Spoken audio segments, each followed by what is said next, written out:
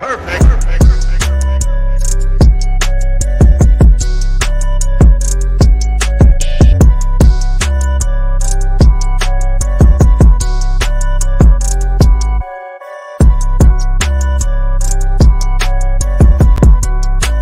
Would you like to support the Insiders? Pick up some merch now.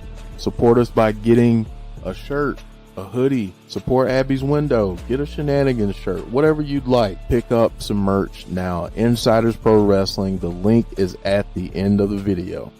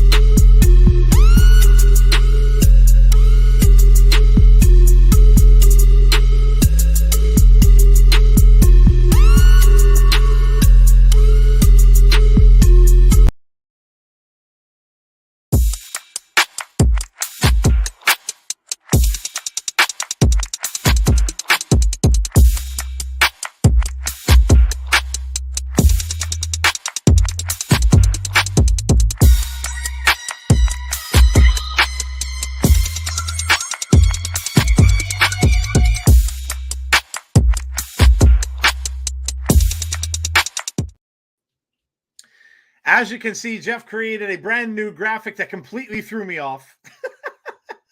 But I was going to say, I forgot to tell you about that one before we started. So that's all right. No big deal. That was awesome, though. And yes, we are here, of course, Sunday night between the ropes with all of you guys. But the first thing we wanted to do, obviously, first and foremost, if you weren't here for the show that we did on Friday, we did manage to hit 4,000 subscribers during that show on Friday. So the first thing we wanted to say was thank you, obviously, to each and every one of you. Those that are with us every single week, those that are in the chat every single week, and also everyone else who watches after the fact. We do get a lot of viewers that do watch that probably aren't necessarily the ones that come out to the chat and stuff like that, but we wanted to thank them all as well. Everybody who has, when you think about things like this, you want to kind of reflect on stuff. And, from all of the people who've supported us, you guys that have come out and watch, you guys that are members, of course, of our channel, those of you who are other content creators like Conrad, who's in here, and others, Marie Shadows, and others that we've worked with these past 4 seasons, all the wrestlers who have joined us on our show, looking back, just so many names to thank.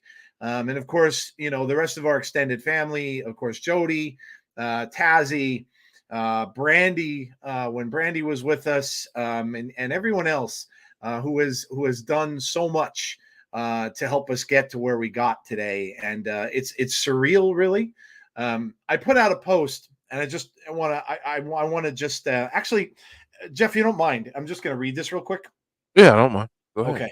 I put this on Facebook, so a lot of you may not have seen it. I tend to put like a little more I like personal stuff on Facebook than I do on Twitter. So I wrote this last night, and sometimes I do my best thinking at night. I don't know why that is, but I do. So I wrote, had someone told me 4 years ago I'd have a YouTube channel with 4,000 subscribers and a half million. Actually, it's more than that. It's like 750, I think, in and around their million views. I would have thought they were crazy. I went to college wanting to be a journalist. And as life sometimes does, it didn't go the way I had planned. But 30 some years later, and I'm living out that dream. So many people to thank. Of course, my daughter, Elizabeth, for telling me I should podcast back during COVID and how easy it was. My wife, Lisa, for all the support and having to listen to me scream and yell watching wrestling shows. My co host, and of course, the man sitting right next to me here, Jeff, without whom I couldn't have done any of it. And, you know, had we not met when we did and discussed the things on his podcast that we did at the very beginning, none of this would have been possible. This would not have happened. So, of course, I have to thank Jeff for everything he does in and out and with this show and just being a great friend. And of course, everyone who's come out and listened and watched this old man ramble on video about pro wrestling. And the last thing I wanted to say is never think that you are too old to do anything. Never think that, because, you know, you may not hit that the first time because life does happen. You may not get your goal right off the bat, you know, that you set for yourself. But it doesn't mean that, you know, if you get a little sidetracked, that somewhere down the road, you can't turn around and actually do things that you wanted to do, because anything is possible. It really is. And so, again, extremely grateful to, you know, all of you and those who come out and join us. Jeff, I want you to have the floor because, you know, you've been living this with me and, you know, getting your perspective on all this as well. Because I know from, you know, where we started and stuff like that. But, you know, listen, people may think this might be silly, but any big moment like this, you know, I don't look at it from a standpoint of necessarily numbers, because, you know, some people can poo-poo it and say, "Oh, big deal," you know, but to me, it is a big deal. So, Yeah, I mean, I have a lot of feelings, but you know, I just want to say thank you to everyone for coming out and watching with us and supporting us and everything. You know, I'm a firm believer in celebrating the victories along the way. Um, I can tell people that, you know, you watch something on that end, and you know, hopefully it looks good. Hopefully, you know, we give some good thoughts and things like that, but you have no idea what goes into it on the back end. yeah.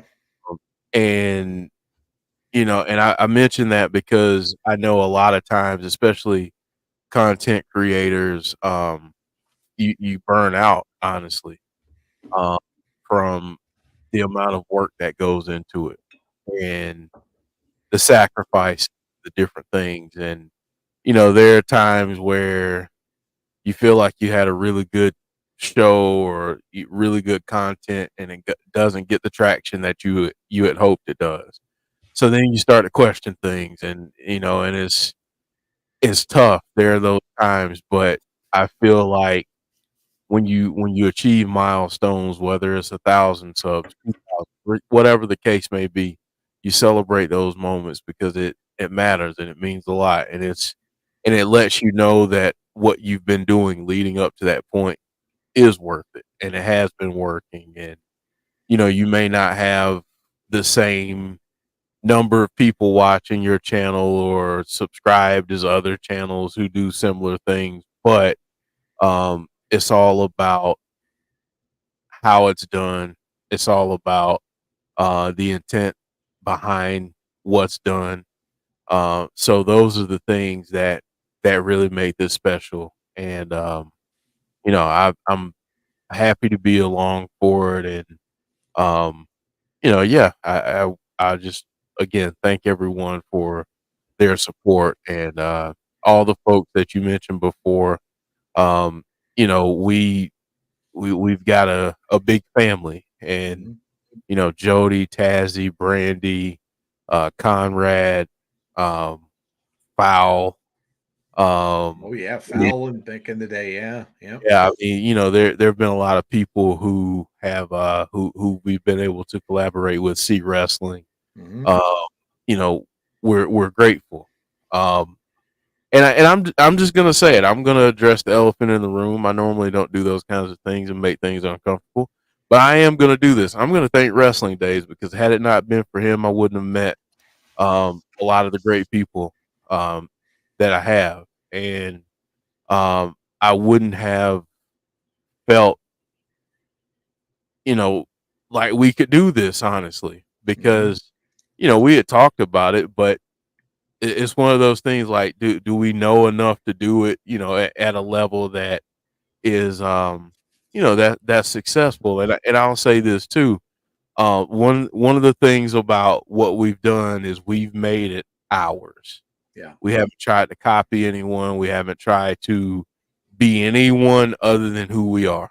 yeah, And when it's done that way, you can hang your hat on that and be proud. So yeah. Yeah, you know what, Jeff? It's 100%. I know a lot of you know kind of our background, and where we came from. Some of you may not. And, where Jeff and I met was in a wrestling stream. And that was Wrestling Days stream. You any of us can have feelings about whoever we want, but we have to look back and give kudos. Listen, we that's how we met, and like Jeff said, like a person or not, or whatever, however it may be, we still have to kind of thank him because he did give us an opportunity. We got an opportunity because of him, and then we branched off, and like Jeff said, we did our own thing. We went our own way. The one thing I will tell you, and if you ever want to do something like this, um, the best you can do is now, as Jeff said, it's different if you're going to be a full-time content creator. That's a whole different story, because you can do that as doing it as a living. You can devote everything to it. You can make that be your job, and that could be your 8-hour, 9-hour a day job. Sometimes it's probably a lot more. But if you want to do this as a hobby, or think that you may want to do this sometime down the road, just remember, try to be a little different. Try to be yourself and do your own thing. Listen, Jeff talked me into watching Impact Wrestling. And it really changed the way that I watched wrestling. I was kind of in need of something, because that was around the time when wrestling was a little sour for me, when Bray left and everything like that. And so he convinced me to watch it. And I'll be honest, I don't know where our channel would be had he not done that, because we had wrestling in common and stuff like that. But the things that people were doing similar to us were all the same. Everybody was doing the WWE watch alongs. Everybody was doing the big companies. So we chose to go the route we did because we love TNA, we love Impact, and we just enjoy the show. And that's why we do what we can do. Trust me, we wish we could do more, but the both of us are full-time employed elsewhere, and it's not, especially what Jeff does. I'm getting a taste of that a little bit now, because I do that other thing that I do, and even the small little stuff that I do, and that's just downloading a video to YouTube and putting in thumbnail, just even that little stuff. For me, that takes me an hour just to do that stupid little stuff. So imagine all the editing and everything else that goes into making all these things that Jeff has to do. That's hours and hours out of your life. And I've talked to some of the other creators that do, streams for that, for the card game that I do for now, Marvel Snap. They spend, you hear some of them talk, these big time content creators are spending 10, 12 hours a day doing work. So never think it's easy, because it is not. Making stuff look good is not easy. And so, so yeah, we would love to do more, and we would love to have, daily content, but it's really not easy to do. Even to get a time where you can do like an hour video, you still, the work that has to go into that, you have to edit it, you have to, make the thumbnails, you have to make all that kind of stuff. So it's not just that recording that goes out there. So it does entail a lot of things. And now my daughter wants to kind of go into it. So hey, God bless. But yeah, man, it's been a heck of a 4 years. And we're we will do what we can to keep things different, to change things up a little bit, and who knows what the future holds. But we're just going to keep plugging along and keep doing what we do, and providing you guys with some entertainment along the way. So again, thank you guys so much for the last 4 years.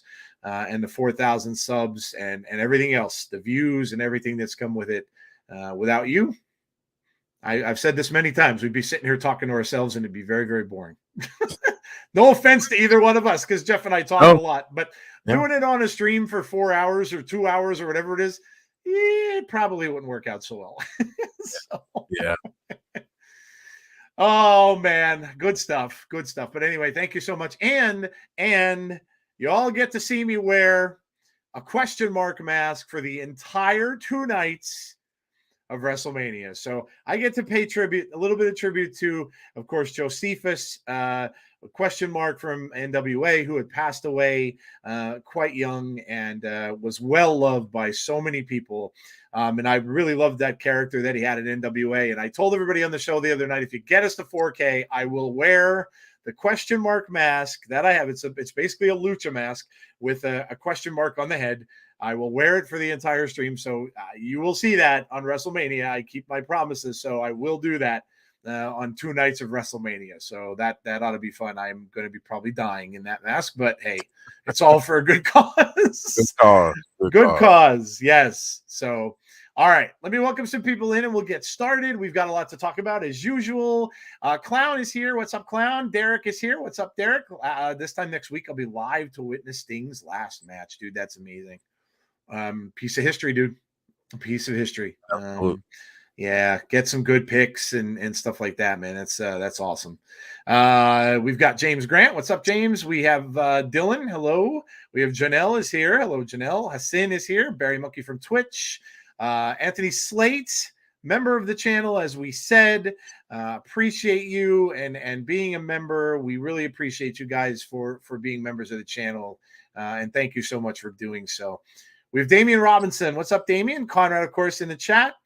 We've got Jen Carter. Jen Carter's here. Hello, Jen. That's a blast from the past. We keep getting blasts from the past in our streams now. It's awesome. Dylan, congrats on getting to 4,000. Thank you so much. The World is Staged is here. Hello to you. Derek, again, thank you both for this channel. Literally saved my life finding this show on a random Thursday night looking for Impact. LOL. I've been here ever since. Well, Derek, thank you. You're a big part of our family in the show as well. I mean, without you, we would never have the Giggities in the show. And that's I'm just gonna play it just for the heck of it. Do it. Derek also sends us all really lively, funny DMs all the time too. So that's great. Whenever I see something from Derek, I know I'm going to get a chuckle out of it. So it makes my day. Conrad says, thanks for the mention. Dude, no, thank you, man. You've been kind enough to include us in things and share things for us. And just, absolutely no need to thank us.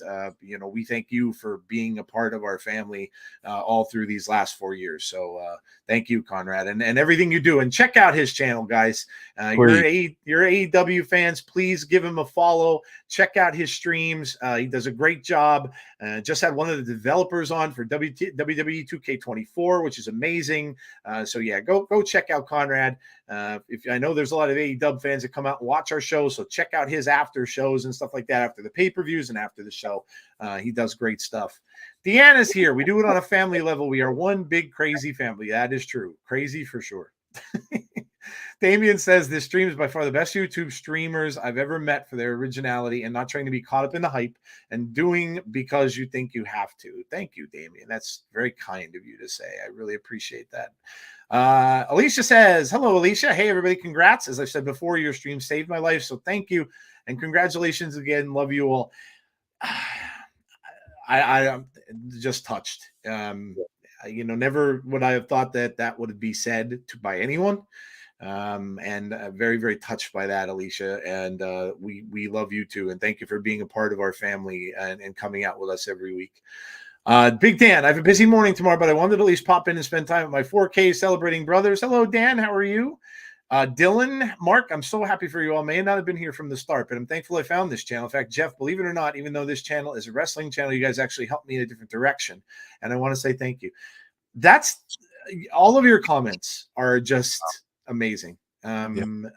Really just amazing. And I want you guys to know how much they mean to both of us, to all of us. It does mean a lot that we can make differences like that in people's lives. That's what this is about, guys. It really is. That we can give you guys some happiness, maybe some laughter and things like that. It's absolutely awesome. I love all of you guys, even James. Jeff says, we love all of you. Thank you for inspiring us, supporting us, and being a great group of human beings. That recording studio behind you must cost oh man, you don't know. Dude, you see all that expensive equipment back there and everything? Yeah, man. Uncle Howdy says, congrats on 4K. Thanks, man. Appreciate it. We all love you and the Giddy. I'm here to be the sarcastic voice. Noob and Company. Hey, Noob. Noob's another one. Shouts us out every single week on Twitter, and we appreciate that, man. He doesn't have to do that.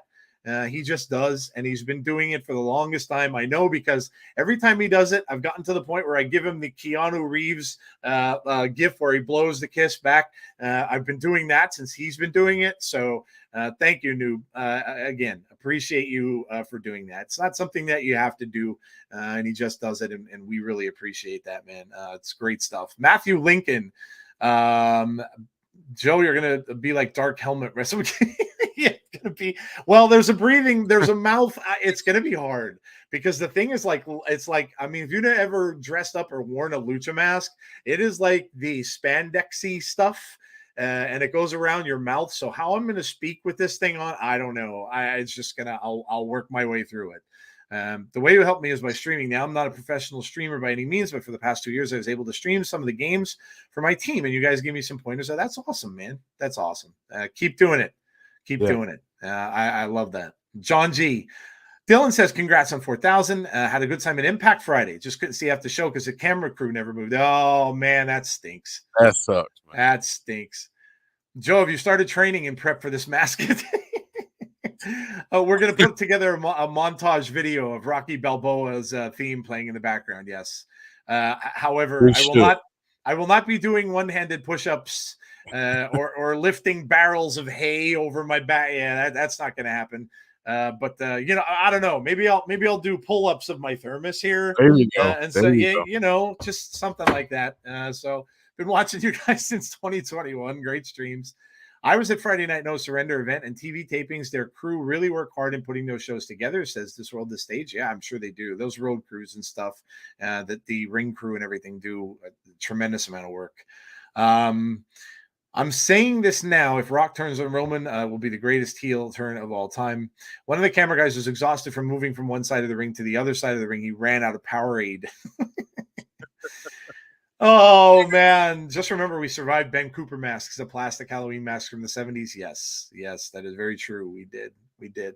All right, let's get into it because we have a lot to discuss, including some Elimination Chamber stuff. Of course, we both got a chance to watch it. I don't know whether any of you guys actually stayed up for it or watched it. I know I had a laugh because Mark Henry was talking about how he stayed up and he never stays up that late. And he stayed up and he was talking to Maurice Salcedo on Busted Open, and he's saying that he called up before they did their show because they did a show after to talk about it on Busted Open, and he said, I had to call the producer and I had to tell him that I got to take a nap. And then he said he was drinking energy drinks, and he kept apologizing to Denise because he said, when I drink these things, he said, I get a little out with that Southern drawl. I love Mark's accent, and he's like, I get a little out of hand, and I might start saying things that I don't mean to say, and all that stuff. Oh my gosh, it was good though. It was funny. So, but if you stayed up, I don't know. I watched it later on. I managed to avoid the spoilers and stay away from everything until I came home and watched it. But we're going to talk about that. We're going to do a review of the show from Friday night and much more. So let's get into it, Jeff. What are we starting out with? Yeah. We're gonna start a little bit with the news here. Some breaking But, news. some breaking news and news overall. So yeah, let's do it. Let's start with some breaking news here.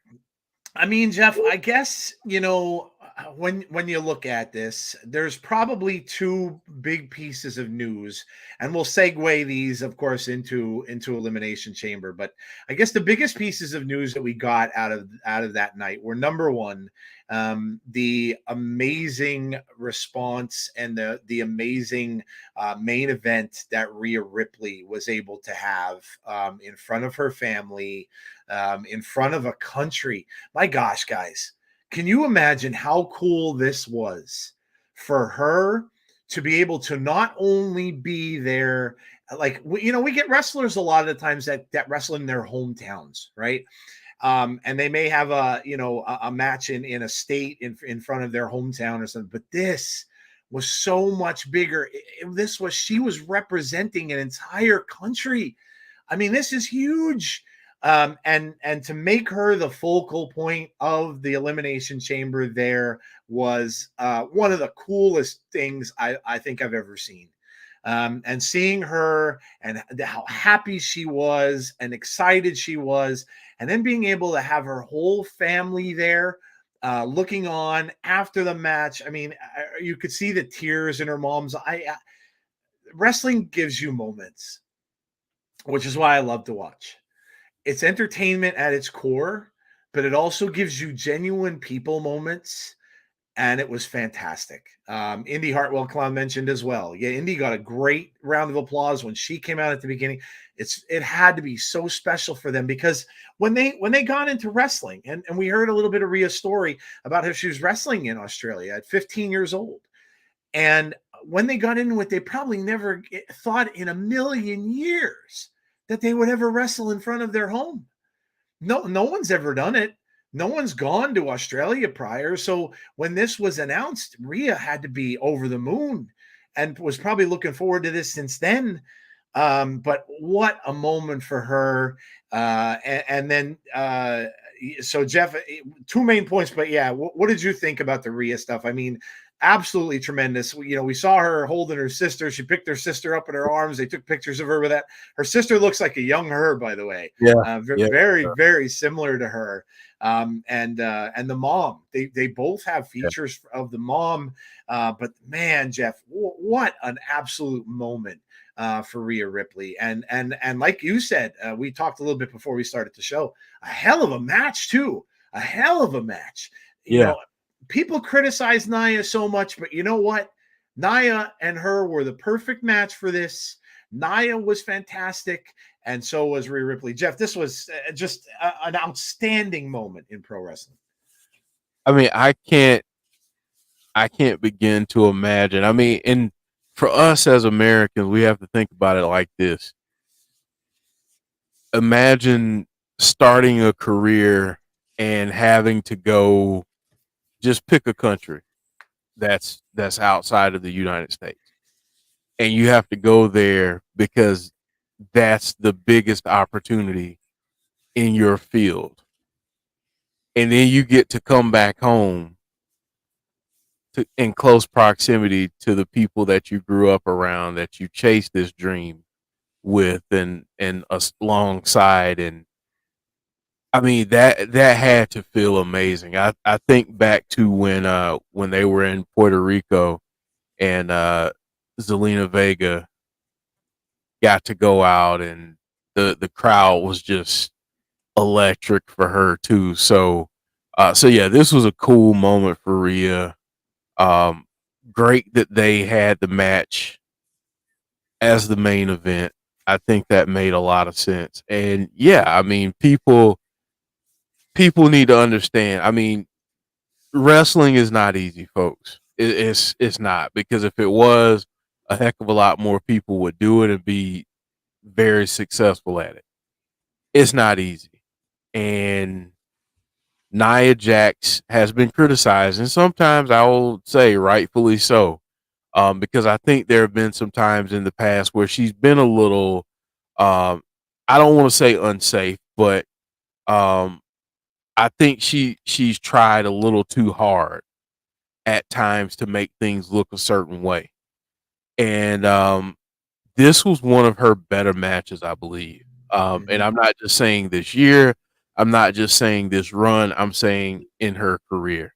Um, this was one of her better matches because if you're looking at, the psychology of things like Tazzy likes to talk about, it was really about Nia being this unstoppable force, but Rhea being just that much better. Yep. Rhea overcoming her own odds, but just being that much better, digging down deep and finding something that most people can't tap into. And she found it. And the adrenaline and the love and the support from her home country elevated her to be able to take Nia down. So I mean, this was one of, like I said, one of Nia's better matches.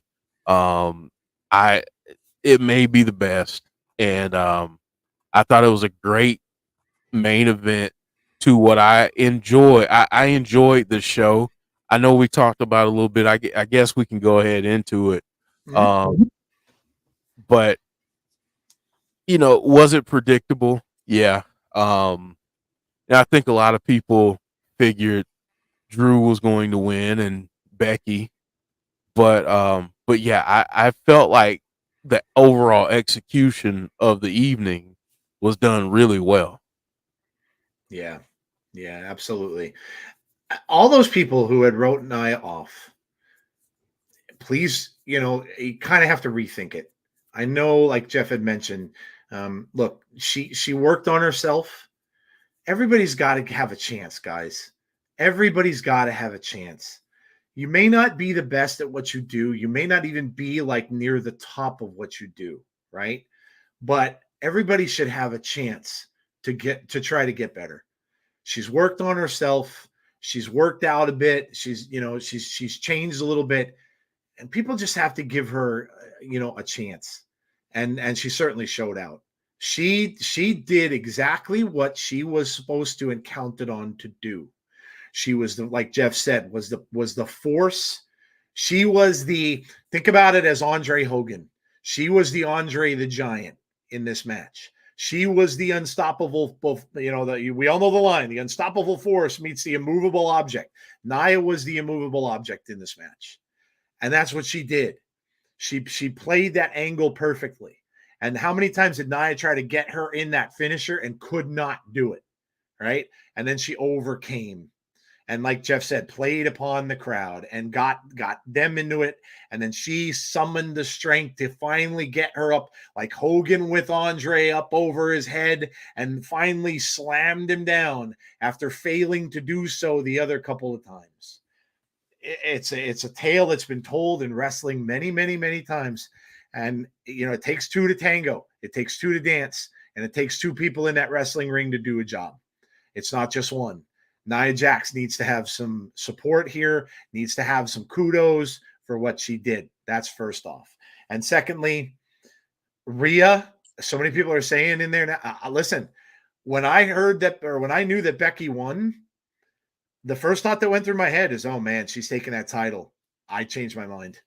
I absolutely do not think so, because what they're going to do now is, now, yes, you've gone through Nia Jax, you've gone through a lot of the rest of the roster, but now, if you can beat Becky Lynch, and Becky, as it, she's right up there with Charlotte Flair, who Rhea has already beaten. The man is right up there. If she comes out of that with the title and beats Becky Lynch, she's on top of the world. Yeah. And Jeff, God only knows how long she could carry that title. Yeah, I mean, you could be looking at the equivalent of Roman You in could. the women's division. Yep. And what's funny about it is that I don't think anyone would have a complaint about it because she's there. Yep. She's always visible, Yep. and I don't think people really have a problem with it. But I mean, I could be wrong. People change their minds like the weather, and they like one thing one day, and the next is like, oh, this is the worst thing ever. So, I want to point out though, Conrad said, and I completely agree with this. And when I said predictable, this is what I meant, and I hope I, articulated that. But predictable isn't always bad. Nope. If you can execute predictable well, it just adds to whatever stories you're carrying out, because now everything's about building this road to WrestleMania. Yep. Everything's about putting the pieces together. Now we're starting to get the puzzle pieces. So we know that we're going to get Drew and Seth. I can't wait for that. We know that we're going to get Rhea and Becky. And this match, I feel, even more so than the Charlotte Flair match last year, has an opportunity to put Rhea in a very unique position. Because another thing that I want us to think about, I think she's only 27 or 28. Man. And Big Dan brought it up. Like, honestly, WWE TKO, you gotta sign her. And when that contract, don't even let the contract become available. Don't even think about letting her become a free agent. Yep. Just, I mean, give her the world, because she's got it all. She really does. So, yeah, I thought this was a great I thought it was a great event. I mean, the way that Becky and Trinity um went back and forth there, that was great. Can we say, is Tiffany Stratton a star, Joe? Oh my gosh. I mean, she was getting more cheers from that crowd than almost any other person in the ring. Like when she got eliminated, the crowd was booing all over the place. Man, When I was listening to that follow-up show with Mark Henry, all he could do was praise her, and he said, "My gosh," he goes, "she has it all. He said everything. she's got the looks, she has the gymnastics background, he said she has everything." He said her gear. He wasn't talking about her gear. He said her gear even looks like she spent millions of dollars on her gear. Mm-hmm. And he said she is going to be around for a long, long time. And that's coming from a wrestling legend who Yeah. knows what he's talking about. She absolutely is. And boy, oh boy, when her time comes around, I don't know when it's going to be or how long it's going to be, but boy, what you want to talk about? We love to talk about women's wrestling because of TNA, and we say how great they are. But let me tell you something, man. WWE, with these budding stars now that they have, with Tiffany, with Jade Cargill, oh my gosh, are they set for the future with the women's division? Boy, oh boy. The one person I did, Jeff, feel a little bit sorry for, and I have to say, was Naomi. And because I just don't like that she came back on top of the world in another wrestling company, and she's the first one eliminated. They could have done any way they wanted to do that, and we knew she wasn't going to win, and I did not expect her to at all. Yeah. But don't have her be first out. That just doesn't, to me, that it's just not a good look. They were even talking, the announcers were even talking a little bit about her. They weren't saying TNA, but they were saying that she was, she went somewhere else and she was on top. So they were even talking about that. But then she gets eliminated right off the bat like that. That was a little cringy for me. I was like, you could have really eliminated someone else rather than her, because it almost kind of makes it, the fans of her are going to think like, here we go again. Yep. Yeah, she was just stuck in that tag team division that really wasn't doing anything. Then they won the titles and there was nothing going on there. And now she's back. But what happens? Yes, she gets put in the Elimination Chamber. Very cool, but she's the first one out. And it's like, So I know they're setting up storylines, and I'm sure that they will. I'll just have to have some patience and see where they go with her. But I was a little upset with that. And so, but other than that, like Jeff said, it was a fantastic women's match from start to finish. Tiffany, Jeff, is amazing. Amazing. Yeah. And I didn't, I saw her wrestle Becky in NXT when they had the match for the title down there, and she showed out in that match too.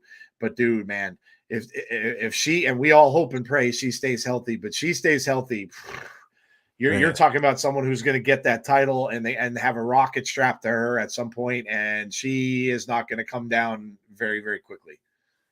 The match that I really want to see for her when this other wrestler is all healed up and doing well is her and Charlotte Flair. Charlotte. I really want to see a program between them because I think they could make magic. There's just something I think when I see them and I think about what they could do, in terms of the promos, in terms of the in-ring stuff, I just think they could make magic. So I really want to see that, and I think she's on that trajectory. I think it's funny because it's like there's so many people you can say this about in WWE right now, but I think she has a title before the end of 2024. I think it's possible. Yeah, it could be. It could certainly be. Tiffany wins the briefcase, says Greg. Naturally seems to have it. Yeah. Dan's comment, dude. I had no idea that was a thing. Yeah. When I read that, I'm like, Ludwig Kaiser. Like, I even had to answer myself that question. I'm like, what? Kaiser? And like, of all the people, and I'm reading like Tiffany Stratton is dating with, and I'm like, and they read his real name and it said Ludwig Kaiser, and I'm like, what? You want to talk about winning? You're not kidding, dude. That dude is winning at life. Okay, it is. Listen, Ludwig Kaiser can take all those chops and all that ridicule from the ring general. But he knows at the end of the day who he's going home to, so it doesn't matter. Oh my God! Chop me some more. It's fine. Yeah, I'm good. In 2 hours from now, when I leave here, I'm good, man. I'm going home. Oh God, that was great, man. That was fantastic. Was there a press conference? No, I was waiting for one, but there was not. And I think it probably was because they would have to fly out. I would bet they probably didn't stick around, and they probably had an airplane going out and stuff like that. So, or they had to get ready to get on a plane. That's a long, long, long flight. Yeah. How about the story, Jeff, about how they talked about that they couldn't deliver the chamber the way they wanted to? Yeah, I saw that. That's crazy. Yeah, isn't that crazy? Yeah. Like there was some kind of boat traffic or something going on that they couldn't ship it the way they wanted to ship it, and then they had to take it and dismantle everything and put it on a train, and they had to train it all the way across from one side of Australia to the other to get it to the event. That was something else. But yeah, man, what a great women's match. But now, Jeff, we'll talk about the men's in a bit, but now let's go to this. So the Cody Rhodes and Seth Rollins interview. Yeah. First off, look, like those guys or hate them, they Austin Theory comes out. I mean, you may hate his guts, and he wants you to hate his guts.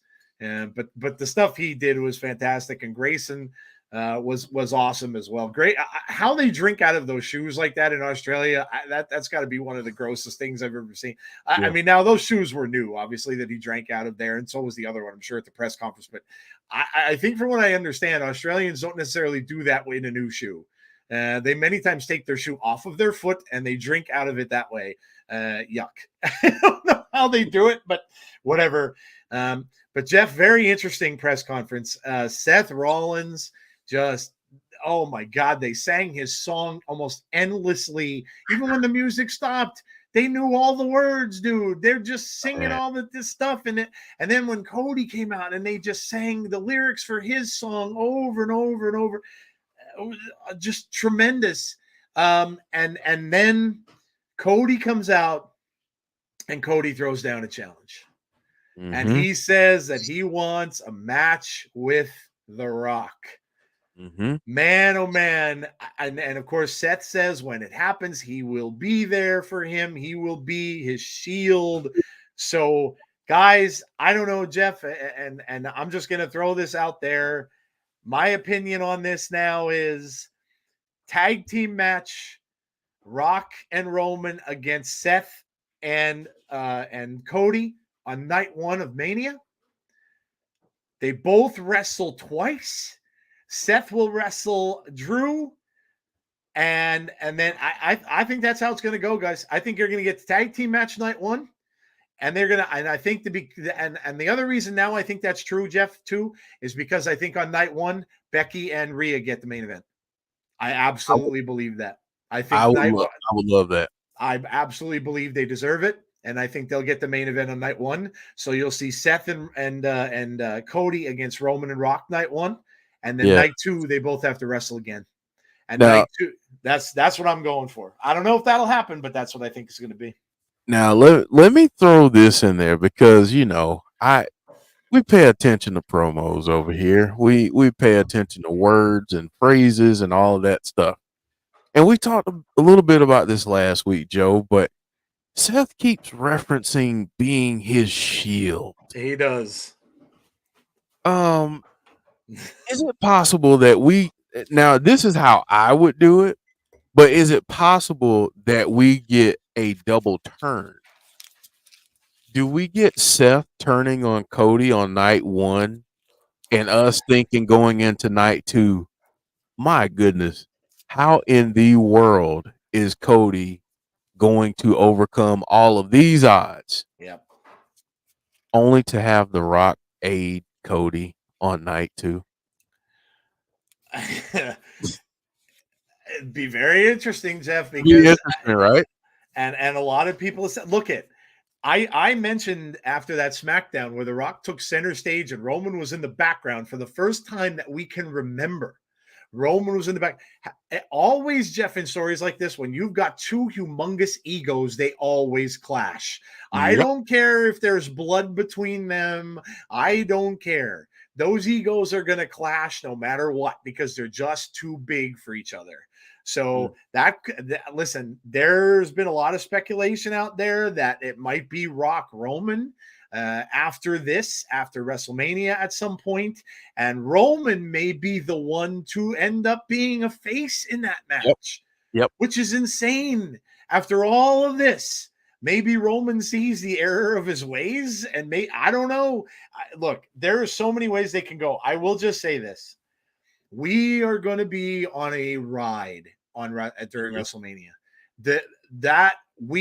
If stuff like what Jeff's saying happens, there are going to be so many of you that are watching this along with us that are going to be like, oh my God, if Cody loses again.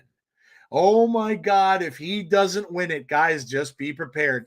Take your heart medications. Take some nerve calmers because they are going to take you for the ride of your life in those 2 nights. And in Cody and Roman's match, you are going to keep thinking that he's going to lose. Mm-hmm. Solo's going to come down and give him the thumb to the throat. Jimmy's going to interfere. And then maybe the Rock or something happens. Seth turns on him, like Jeff said. Everything that can possibly go wrong is going to go wrong, and he's going to overcome it. And it will be the biggest story like that ever, because that's the way they're positioning this. But oh my gosh, dude. And people, Jeff, to this day, there's still people that are DMing me on our Twitter saying he's gonna lose. He's gonna lose. I'm convinced he's gonna lose. And I keep trying to calm them down, like, trust me. And Yeah, I always go back to the Philly thing, and like, you don't want to piss off the Philly fans. That is the last people you want to make mad. So think last thing just you want to do. so just but Last, but it's going to look that way.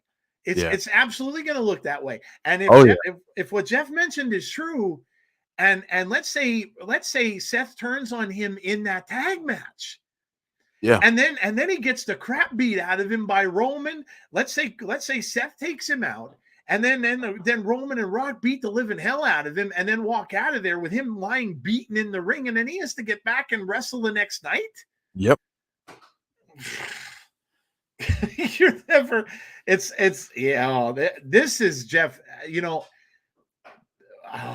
have to look back at it when before they did that press conference and all that kind of stuff, and when everybody thought Rock was taking over and they were going to change the main event. This is brilliant. Whoever wrote all this is absolutely brilliant. I don't know who the people are that are writing this, but this is brilliant. And the man, oh man, this WrestleMania is going to be a blast. If that's indeed what they're going to do, but it does stand to reason, guys, and my logic behind it.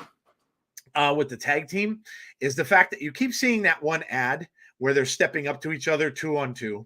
The other thing is they also can't, Rock cannot wrestle Cody. There's nothing after yesterday's pay-per-view and WrestleMania. There's nothing. There's nowhere they're going to have them do that. They're not going to do it. I highly doubt they're going to do that on a SmackDown or a Raw. Highly doubt it. Rock's appearances are kind of limited the way it is. And there were news things going around that Rock cannot stay, and that after he's done with Mania, he's got a bunch of commitments. He's got movie things he's going to do now that the actor strike and stuff is over. So he may not be able to show up again for a while, where they're even saying like maybe Saudi or maybe Survivor Series or maybe even, remember we mentioned Cody having a match at MSG for the first episode of the Netflix show? Remember we mentioned that? And some were saying that, well, maybe that's when it'll be Roman. What if that is when he faces The Rock? What if that is when The Rock comes back and The Rock says, all right, you challenged me. I'm going to face you on Netflix day one for that title in Madison Square Garden. And then The Rock is able to be, and then Cody again. Another thing, where people are going to be, oh my God, is Rock going to take that title off him? And he's only had it for a few months. People are going to be flipping out, and then he ends up, like we all talked about, being able to hold that title up after beating The Rock in front of a Madison Square Garden crowd. Which, if you know Cody's history, you know what happened with his dad in Madison Square Garden. But Jeff, this is brilliant. This is just, it really is. This is just brilliant storytelling on their part. It is, and honestly, I know we've talked about this before, but I want us to think as a family here. If and when Cody does this, because I feel like he's going to, I feel like he's going to win at Mania. Yep. When's the last time there's been a super mega baby face? Because honestly, at that point, he's going to be so beloved, and he's going to be the biggest thing. I mean, ESPN is going to be talking about him, every news organization, because The Rock's involved. Yep. So I get it. And that's my question, James Grant. Is he approaching a territory where if he wins this title, is he at that same level? Is he at the same level as Cena? Or do you think he surpasses him? I've heard some people say it surpasses Cena. I think that's a topic. That's a topic for a sell or no sell, I think, down the line. Maybe, as one of those, options tonight that we'll get to. That could be, a sell or no sell. But man, he's gonna reach a level that I don't think we've seen very often. I'll just put it like that. Jeff, in my past history of watching wrestling, I would go back to when Hogan beat the Iron Sheik. I mean, Yeah, you want to talk about, because he had a whole country behind him. yeah, That was when you had that whole war thing going on with Iraq and the hostages and all that stuff. And when Hogan won that title, good Lord, that they brought the house down. And yeah, and it would be, I think it would be, and with them and that, and I'm not saying Hogan is up there with what Cena did, but just that moment and that crowd, just everyone in that crowd was behind Hogan. Every single yeah, one of them wanted him to win, because he was not only winning for them, he was winning for the United States of America. yeah. And so seeing that, and I remember watching that, and I just know that when we're watching this, I'm going to have a similar reaction when Cody finally does win. We all are. Yeah. But yeah, it's, I think there will be some genuine tears from people. Like, oh just I yeah, think yeah, people will be that happy because, I mean, if you really think about it, to have a super mega baby face make you feel those emotions, you gotta have a pretty despicable heel that he's opposing. yep, And say what you want about Roman Reigns. You can say what you want about he's never there. You know, you can say a lot of different things about him. And I'm not gonna argue with you. But what I am gonna say is this. It makes it all matter that much more if you're a Cody Rhodes fan. Because your guy is there all the time. yep, That's the type of champion he's going to be. He's going to be there all the time. And your current champion, who's held on to this thing for years at this point yep, and has won the exact same way every single time since the beginning, basically. Not quite, but ever since he's gotten the bloodline together, it's been, you know, rinse, rinse and repeat. And that's yes, gotten old to some people. yep. You've got that too. So there's going to be a collective exhale when Cody does this. Now, Conrad brings up a great question. Do you think the audience turns on Cody? I feel like over the last few years, the audience has changed. What do you guys think? That's a great question. And I think it will happen. I don't think it'll happen immediately, but I think it could happen as soon as the Rumble. You mean as like they turned on John Cena, like they started the whole "See you suck," the Cena Yeah. sucks thing. Yeah. Yeah. It's Because interesting. Yeah, because you got some people now, they're like, to heck with this story. I'm tired of this story. You have people that are just as tired of hearing finish the story as mm-hmm. you are of seeing Roman Reigns win the exact same way at the end of every single pay-per-view. Like Yep. there are people that are there. So I think it'll happen. I mean, fans, Brian Danielson said it best. Fans are fickle. Oh yeah. They'll tell you they want something one day, and then by the end of that day, most times by the end of that day, but definitely the next day, they'll tell you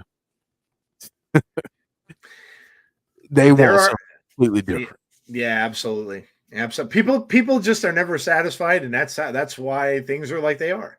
But two points I want to hit on there from what you said. One, I'm a big nerd. You guys all know that. When Cody wins, it's going to be like when the Emperor fell at the end of Return of the Jedi, and all the people were celebrating. They showed all the planets were celebrating, and that's what it's going to be like in every place that's watching WrestleMania. It's going to be like when they pushed the Emperor statue down, and and everybody was celebrating, and the fireworks were going off.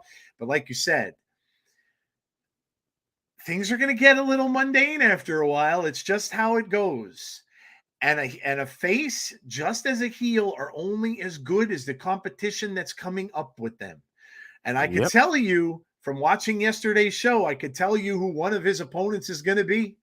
Yep. AJ Styles. Makes a heck Watch of a lot and of sense. mark my words, because they are developing him into that heel, and that's the reason why you saw him betray his own friends and started to turn around, because they know who's next in line. Once Cody goes through, now it may be a good while with the bloodline, because he may have to go the gauntlet with them. He might have to go after Solo might come after him. Jimmy may come after him. So that may be a while, like, anyway, but I'm telling you, AJ Styles is going to be one who's going to come after him. And watch somewhere down the road, Jeff, and they'll turn right back around to the point you just made about being fickle. What happens? What happens if it becomes Cody and LA Knight for a title? Then what happens? I can tell you right now that it'll start out about 50-50 and it'll end up about 80-20. So I think I, I'm it'll telling flip you. real quick. I'm telling you, man. Yeah, yeah. It's gonna happen. I'm telling Yeah. you. Now there might be some roundabout things they'll do, and they may switch things up, whether they're going to have a draft or whatever. I'm certain that Cody's going to SmackDown. I'm absolutely certain with that, because his whole thing that he was saying he's going to take everything away from Roman. Well, that's part of it. He's going to take Roman's place on SmackDown. I think there's no doubt about that. So he's going to have different people to compete with down there, and then and so that's for sure going to happen. And LA Knight they may switch up places so that they don't come across one another. But if that happens, boy, oh boy, that what is everyone's darling becomes a very, very different thing very, very quickly. So we'll have to see. But this is I am really, Jeff, looking forward to WrestleMania, man. I really am. I'm really excited for that show and what's going to come on that. And then for more ways than one, the Becky and Rhea match and just all of the other stuff we're going to get on that show. I really do believe, and they're advertising that as the greatest WrestleMania. Hell, they got in touch with Sylvester Stallone. Rocky Balboa himself is doing something with WWE for that WrestleMania. I don't know what it's going to be. Maybe he's like he's I don't know. Maybe he leads them, brings them in, or he's the ring. Remember, they have that guest announcer or something like. I don't know, but holy cow, they are going all out for this. And man, Jeff, I say it time and time again, I could smash myself upside the head for not grabbing tickets to that stupid show. Oh my God! Of all places, 2.5 hours from my house. Right in the backyard. Yeah. Oh, yeah. What an epic fail that was. But man, oh man. It was a great chamber. It was a lot of fun. The right people won. Drew McIntyre is the right person for it. Oh, listen, one more quick note. Randy Orton is an absolute genius. Randy Orton he made people believe 100% that he re-injured that back. He was, going around.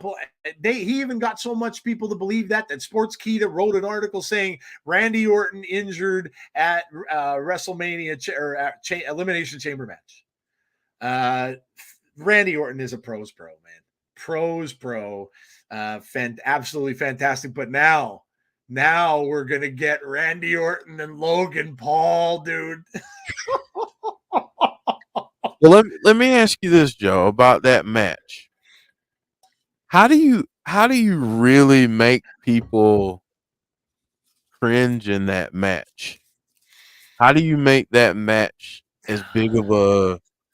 Because I mean, let's think about it logically here. Oh, he should slaughter him with no. Should. Yeah, you got to have him. I would have him play up that injury. But I don't think it'll be a one-on-one match. I think for that match, you have to do something out of the norm because you have so many great matches on paper with WrestleMania already, and we just know about a few championship matches. Yep.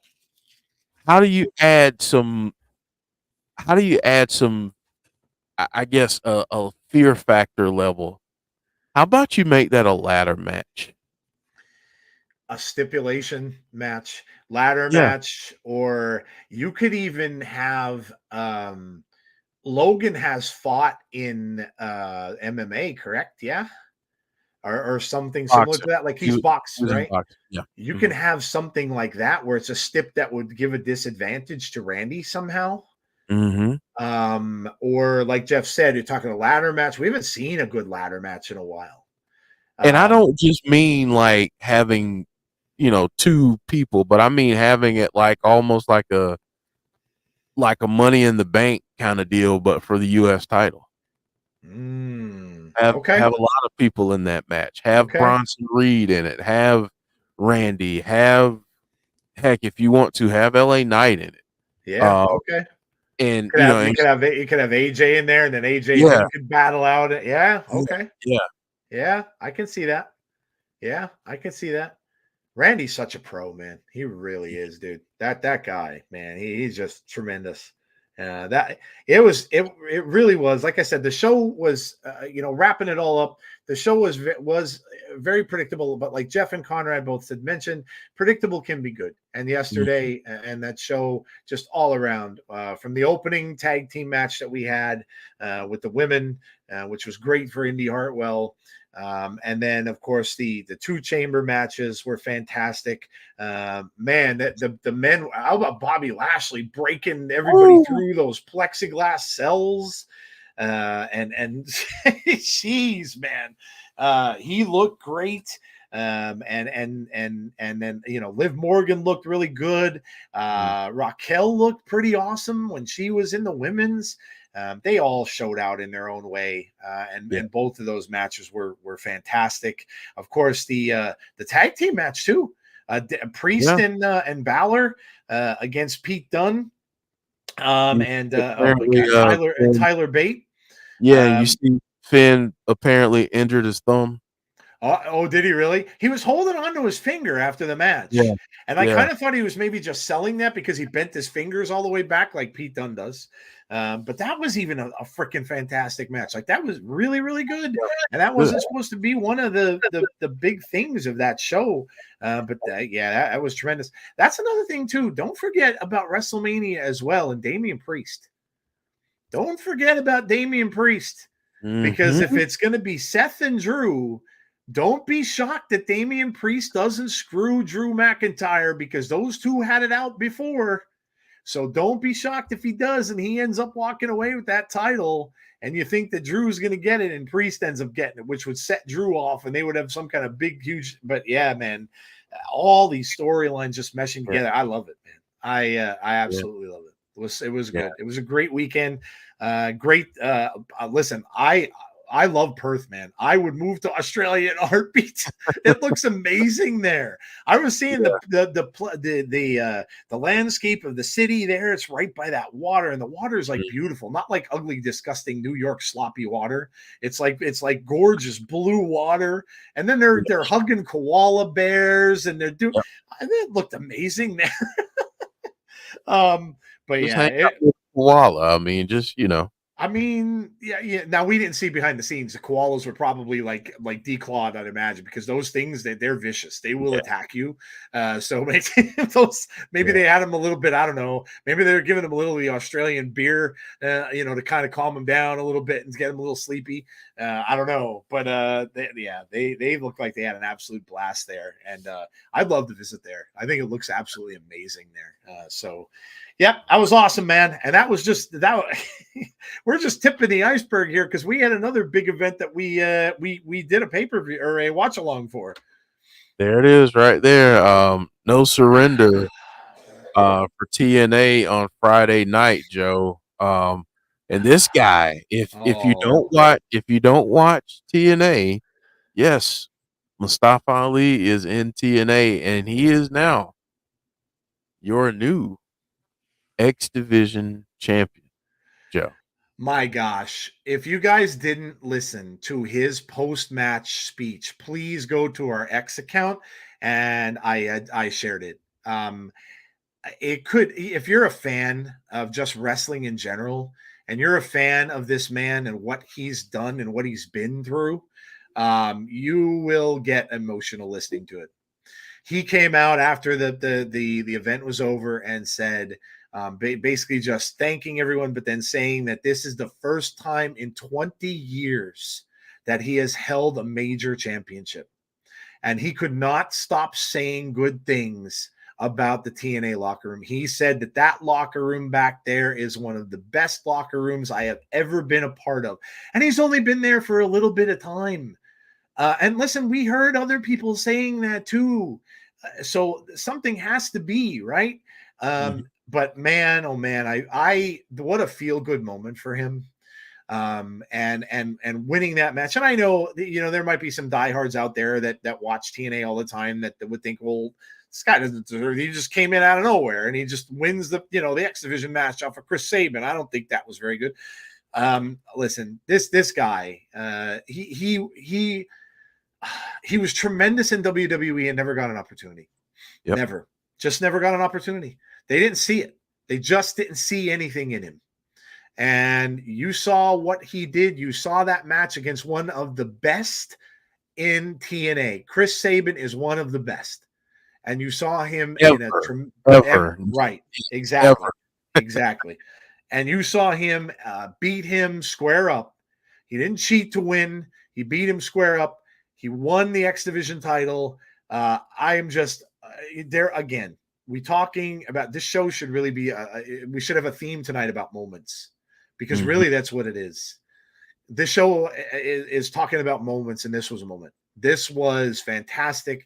I am so extremely happy for Mustafa Ali. I don't know how long he's going to stick around. I don't have any information. I don't know if he signed. I don't know any of that, and I really don't care. All I know is that it was a fantastic match and a fantastic night for a guy who truly, Jeff, and I know the fans will say, you deserve it. Yep. Ali deserved this. Yeah, when they say it for him, it's real, and it means something. So, Joe, to your point, I saw because Facebook now has become the new X. Yeah. When it comes to wrestling, complaining and everything like that. So that'll be the next social media I get off of. It's probably because they can write paragraphs on Facebook as opposed to like a half a little tiny blurb. Yeah. You're limited in your griping and complaining on X at least. But some of these folks, they write novels. But someone said, they made the point, all these ex-WWE guys go into TNA, guys and gals go into TNA and Impact and win immediately. And then I brought up, well, Trinity didn't win right away. No, she didn't. And it's not as if Ali just came in the day before. They've been showing some video packages for him. Now, has he made the traditional rise to the top? No. But this is what TNA/Impact has done so well. To the people that are naysayers about TNA or Impact in the past and saying, well, they can't really build people. They just take these WWE rejects. Okay, so if we want to have that conversation, ask Bronson Reed how helpful his time in Impact was to what he's doing right now. Ask Trinity if her time in Impact and TNA drove up the asking price that she was able to ask for her new contract. I'm willing to bet that she'd probably say yes.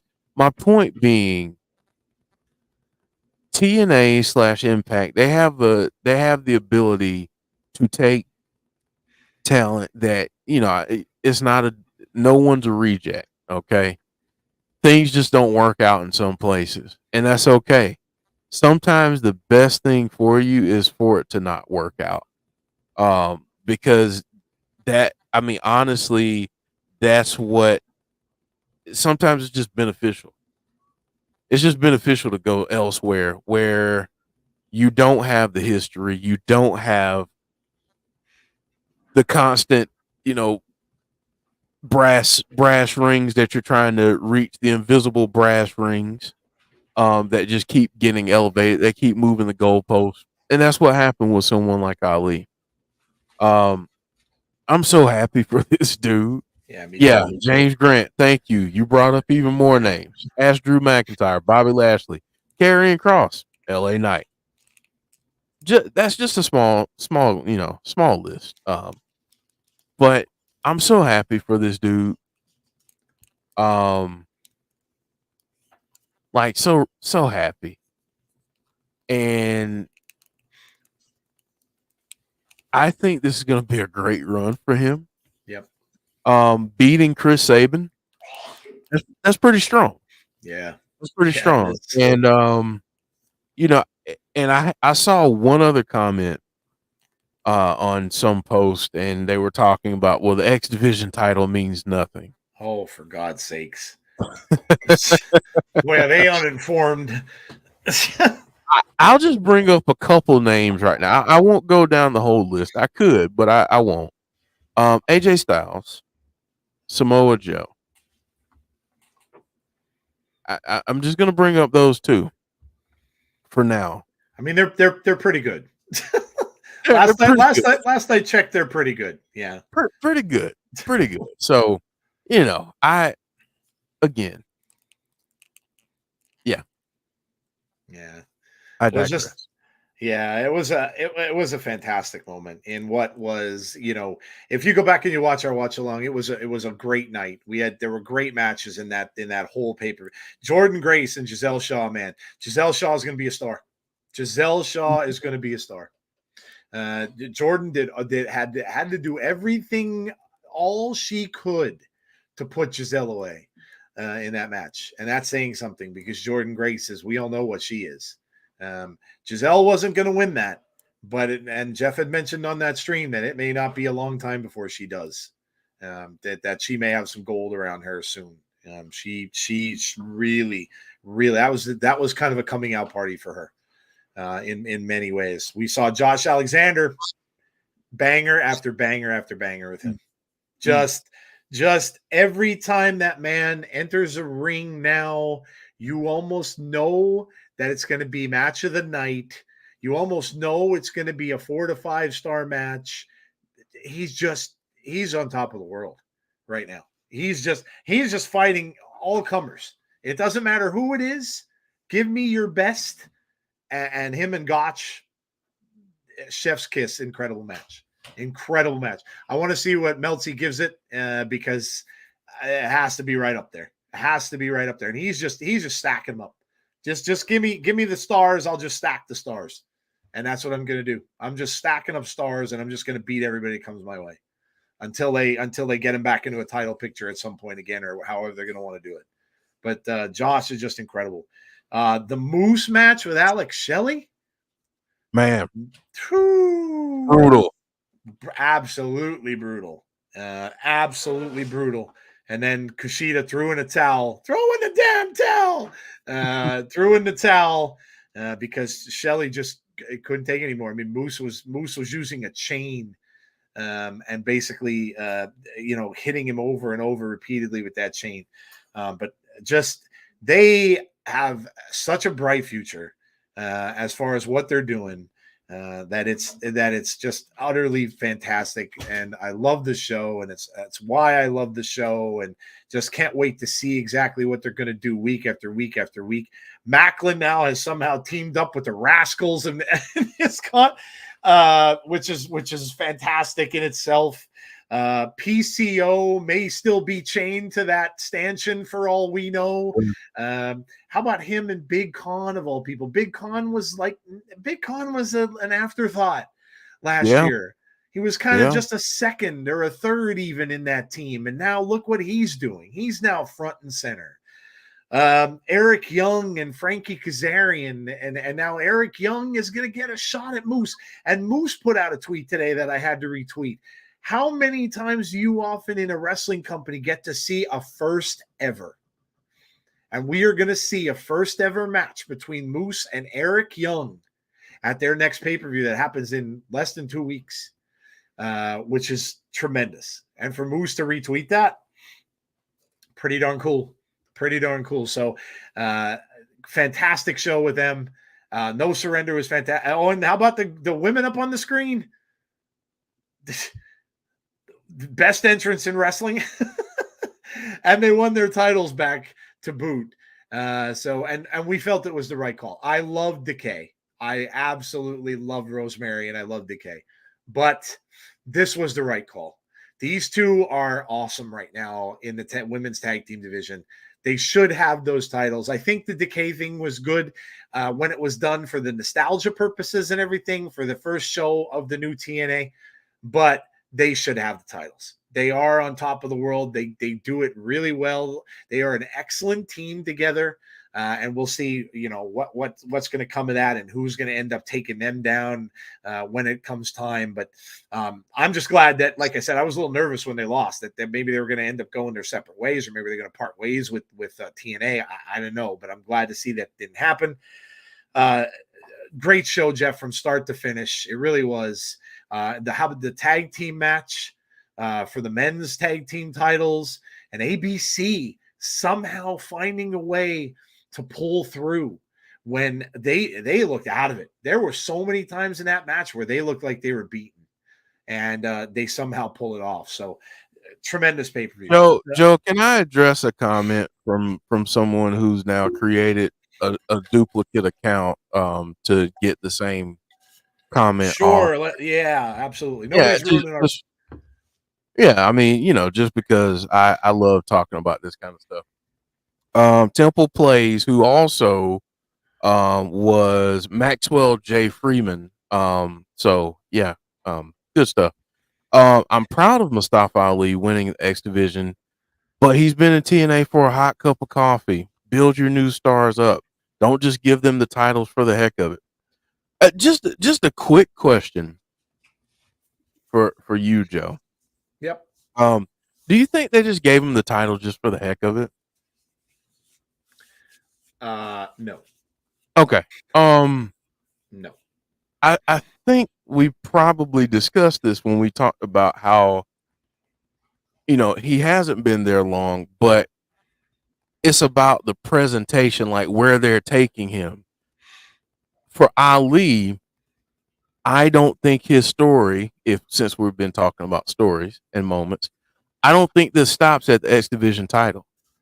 I think he's a guy that is a future world champion in TNA. There are many ways to elevate a new star. It doesn't always have to be the same way. He's been presented. I mean, think about this. You have a lot of new stars come in and debut, right? Yep.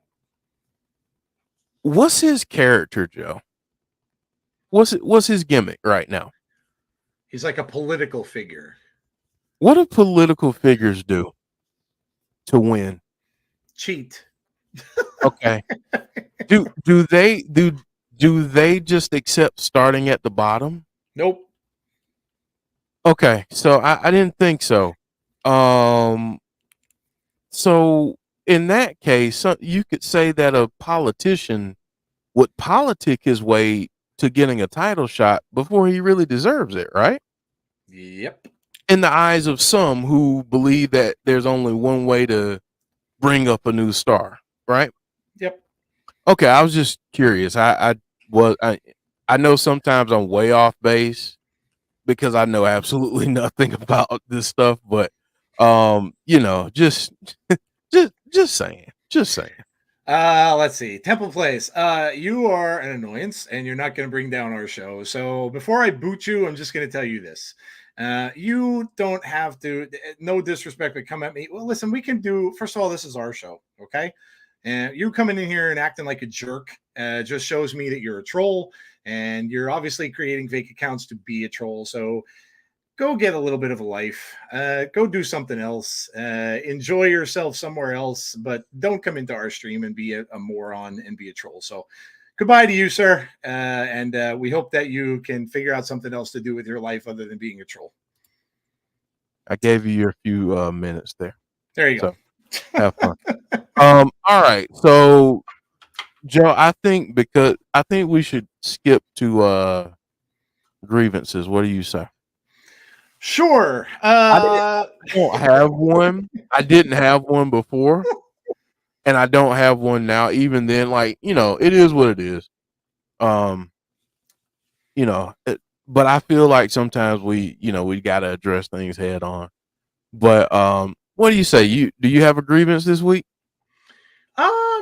I really didn't, with much because I was pretty happy with all the wrestling until that moron had to go and ruin things. But Oh, it's fine, man. Listen. Here's the thing.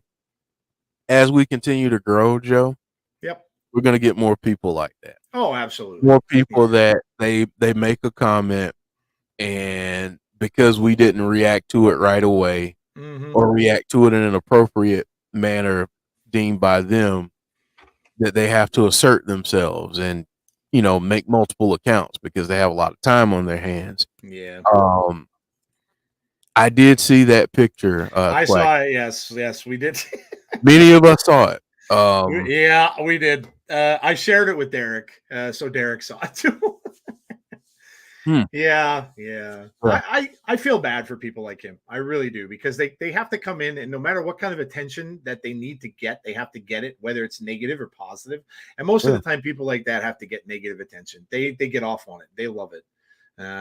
So they love it. He's gone, James. Don't even bother. Yeah, don't waste your time. He's out of here. He'll probably come back with another fake account because he has absolutely no life. But yeah, I mean, we took a long time talking about those first two things. So yeah, I mean, obviously the WWE, we talk about the week in review and stuff like that, and TNA week in review, but technically both of those things really were their weeks in review, if you want to look at it that way. Mm-hmm. So yeah, we can go to it, Jeff, if you have one. I didn't really necessarily have one because I had a pretty good week in wrestling. So yeah, I don't have one. You know what I'm gonna do though? Just because it's one of the favorite things on the show. Just play the lead. I'm just gonna play the sound. So here you go, folks. Here's the sound for it. Here we go. Of grievances. I got a lot of problems with you people. Now you're gonna hear about. So yeah, there you go. There you go. It's always fun hearing Jerry. Always fun hearing Jerry Stiller. Anyway, we don't have a grievance, but yeah. Jody's in the house. Hey, Jody. Hope you're feeling better. Jody had a really bad case of strep, I think it was, or something like that. Yeah, I hope you're doing well. Oh no, I didn't know that. Yeah, I think I saw that on her Twitter. Anyway, I'm pretty sure, unless I'm wrong, she could correct me. But yeah, but hope you're doing better. I don't think I've ever had that in my lifetime. I've known people that have had it. I think my wife had it once, really bad. That's horrible. It's horrible. Like, you can't do almost anything, sleep, eat, stuff like that. So hope you're doing better. Strep ambulance had to pick me. Yeah, that's horrible. That sucks. Yeah, you missed the early part of the show where we were kind of talking about the fam and giving our kudos to everyone and congratulations and all you folks in the chat. If you are people who just come in for our TNA show, know that Jody obviously has her own show and has had her own show about Bray Wyatt for a very long time on our channel. So almost since the beginning as well. So obviously she is part of the celebration of getting our 4,000 subs. So yeah. So Jody, celebrate as best you can. I know you're certainly not feeling like it, but hey, it's glad you came and stopped by in the chat. So yeah, no, I remember my wife telling me that you can't do anything because you literally can't swallow. So you don't want to drink anything, you don't want to eat anything, and certainly it's hard to sleep and stuff like that with the pain. So yeah, that sucks. Only grievance I have is people had bad behavior over Becky winning. Yesterday I saw a horrible post. You're always going to see that stuff, James. And you know why? It's because, like Jeff was saying, the socials are just gross. They're just gross.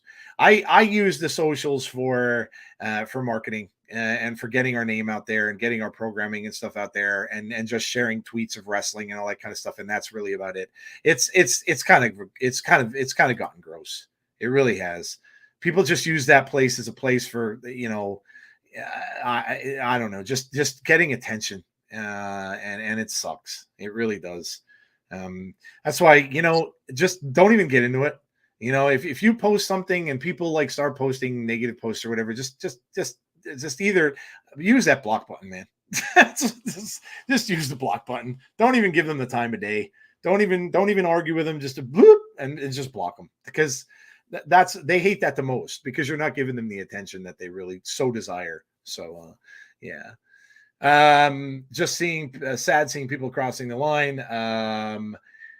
They put you on that and you can't swallow. Yeah, that sucks. Yeah, strep sucks. I've never had it, thankfully. I've had some bad sore throats in my life, but I've never been diagnosed with strep. So just YouTube, Twitch, Instagram, and Tribe for me. Yeah, I'll be honest. I think that sometimes, like the ones that are newer, like TikTok, are better now. They're at least they're more positive. I know a lot of people do silly things on there, but at least they're mostly positive. I'm sure there's negative on there too, but I don't know. Twitter's the worst. It really is. Like, if somebody could see a positive thing, like, yeah, I even saw bad tweets about Rhea after Rhea winning and said, "Oh, it always has to be somebody that has to do that." You just can't see stuff like that from people. It's just sad, man. It really is. It's just sad. So, all right, we're going to move past no grievances this week, because, again, it was just a fun week altogether. So we're going to move on. We spent a lot of time on those first two things, like I said. So we're going to go, Jeff, let's go to sell or no sell, yeah? Sell or no sell. Yeah, we'll go. Let's roll. Sell and see if I can. There we go. I'm actually running things smoothly tonight, even though I'm working on a very, very minimal sleep. Yes. But sell or no sell, first topic, Joe. Becky Lynch will dethrone Rhea Ripley at WrestleMania 40. Folks, sell or no sell? Yeah, in the chat, answer what you think. It's funny because I had said this earlier. I was thinking, when I first thought the prediction would be that Becky was winning, that she would be the one to take the title away from her, because Rhea had it for a good long time. I'm no selling it now, 100%. I have flipped 100% on this, and I am no selling it. So no sell for me, 100%. Rhea's not losing the title. Not after what she just went through with Nia. I still think there's still a lot involved in Rhea's story. And now beating Becky is going to vault her even higher up that ladder. And I think that that's where they want her to be. And I think that's where she deserves to be. And just think about it, guys. Think about the matchups. Who were we talking about a little bit earlier, which would be very, very interesting? Rhea Ripley and a Tiffany Stratton, let's say. Or Rhea Ripley and who else do we have? And a Jade Cargill somewhere down the road. Because remember, guys, like Jeff was saying, Charlotte isn't around, right? Charlotte won't be back for a good long time. So if she overcomes Becky, she's on top of the mountain at that point. And I don't think they're ready to knock her off that perch. So I love Becky. I do. I think Becky's fantastic, but I just think right now Rhea's the one. And I just think Rhea's just as I think Becky's gonna. And remember what Becky's been doing this year? Becky's been putting people over. She may be at the point in her career. She's got a family now. And sometimes when you get to that point in your career, you start to think of you know what? Maybe it's time I kind of give the rub a little bit to other people. And so, but I do think, I'm no selling this, because I do believe now that I think Rhea's going to go to the moon, and I think Rhea's going to win. Man, I was kind of the belief that Rhea was going to absolutely lose. Yeah. And now I'm not so sure. So, even as I'm sitting here, I'm kind of waffling back and forth. I think, I think I'm gonna agree with the rest of you. And I think I'm gonna no sell it. Yeah. I think so. I'll play this for both of us. Because something tells me that Rhea holds on to it just a little bit longer. Yeah. And Barry Monkey, you know what? I agree wholeheartedly. Yeah, I do think so too. Now that women's division is getting more full and more full, they need something else. I agree. Yes, 100%. 100%. That we can even keep that as one of the contestants for the third question here. So we'll have to come back to that. Yeah, we'll have to come back to that one because we're going to have you guys vote as our last topic. That could easily be a good one. But yeah, I agree. I think they do have to have something besides the tag team titles. And yeah, I think there needs to be something else there. I agree with all those women in the building. So, all right, there you go. There's topic number 1. What's topic number 2? All right, topic number 2, Joe. And this one was this got a little spicy. We talked about this a little bit on Friday, but Chris Sabin's loss will lead to a Motor City Machine Guns heel turn in TNA. Wow, it certainly is kind of looking that way, isn't it? I mean, Shelley isn't going to be all too pleased about what happened with that after he told them up and down, do not throw in that towel. And he even said the words, no matter how bad he's beating me up, do not throw in the towel. Yeah, he did. Yeah, he did. And now Chris Sabin losing. It was mentioned on our stream that watch and see that these two don't maybe join up with Frankie Kazarian and start some kind of an old school TNA faction. But yet they're the bitter vets, right? The bitter vets that get, that's a term in wrestling. You're like, oh, these bitter veterans always want the time to themselves and trying to steal the glory away from all the young guys and blah, blah, blah. Yeah, Jeff, I'm going to sell this. And I think it's fantastic. I would love to see it. We've seen these guys. I don't like it. I love it, love it, love it. We've seen these guys as the faces for so long in Impact and TNA prior, and now TNA again. They've been faces for so long, Jeff. I want to see them as heels. I do, because I think they can be very, very bitter men. We saw it a little with Shelley. When Shelley was wrestling Josh, we saw a little of the vindictive Alex Shelley when he was wearing this black suits. Remember? He would wear like the Pulp Fiction suit and stuff like that. So we saw it a little bit with Alex Shelley. Never really saw it so much with Chris Sabin, but I want to see it. I think it's going to be interesting. And yes, I do believe that's going to Barry Monkey saying sell feud with Kushida and Kevin Knight. Yeah, I think I think Frankie Kazarian is going to speak for a lot of these old school guys. And I think he's going to entice them over to his ways. So, yeah, I love it. I think it's great. Yeah, I am so happy that there was that discussion in the chat, because since then I've been thinking about ways to book that. And one of the things that let me say this. Let me actually answer it. I'm going to agree with Joe. I don't like it. I love it, love it, love it.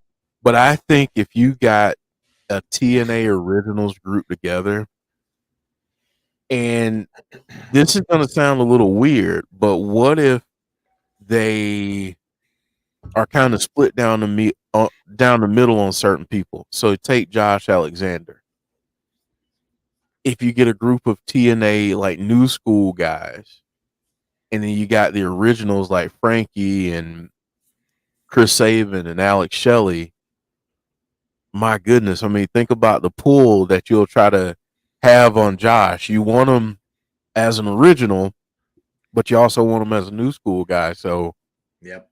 What do you do? So I think there are a lot of fun and exciting ways that they can go with this, but I think this will be good for both Chris and Alex.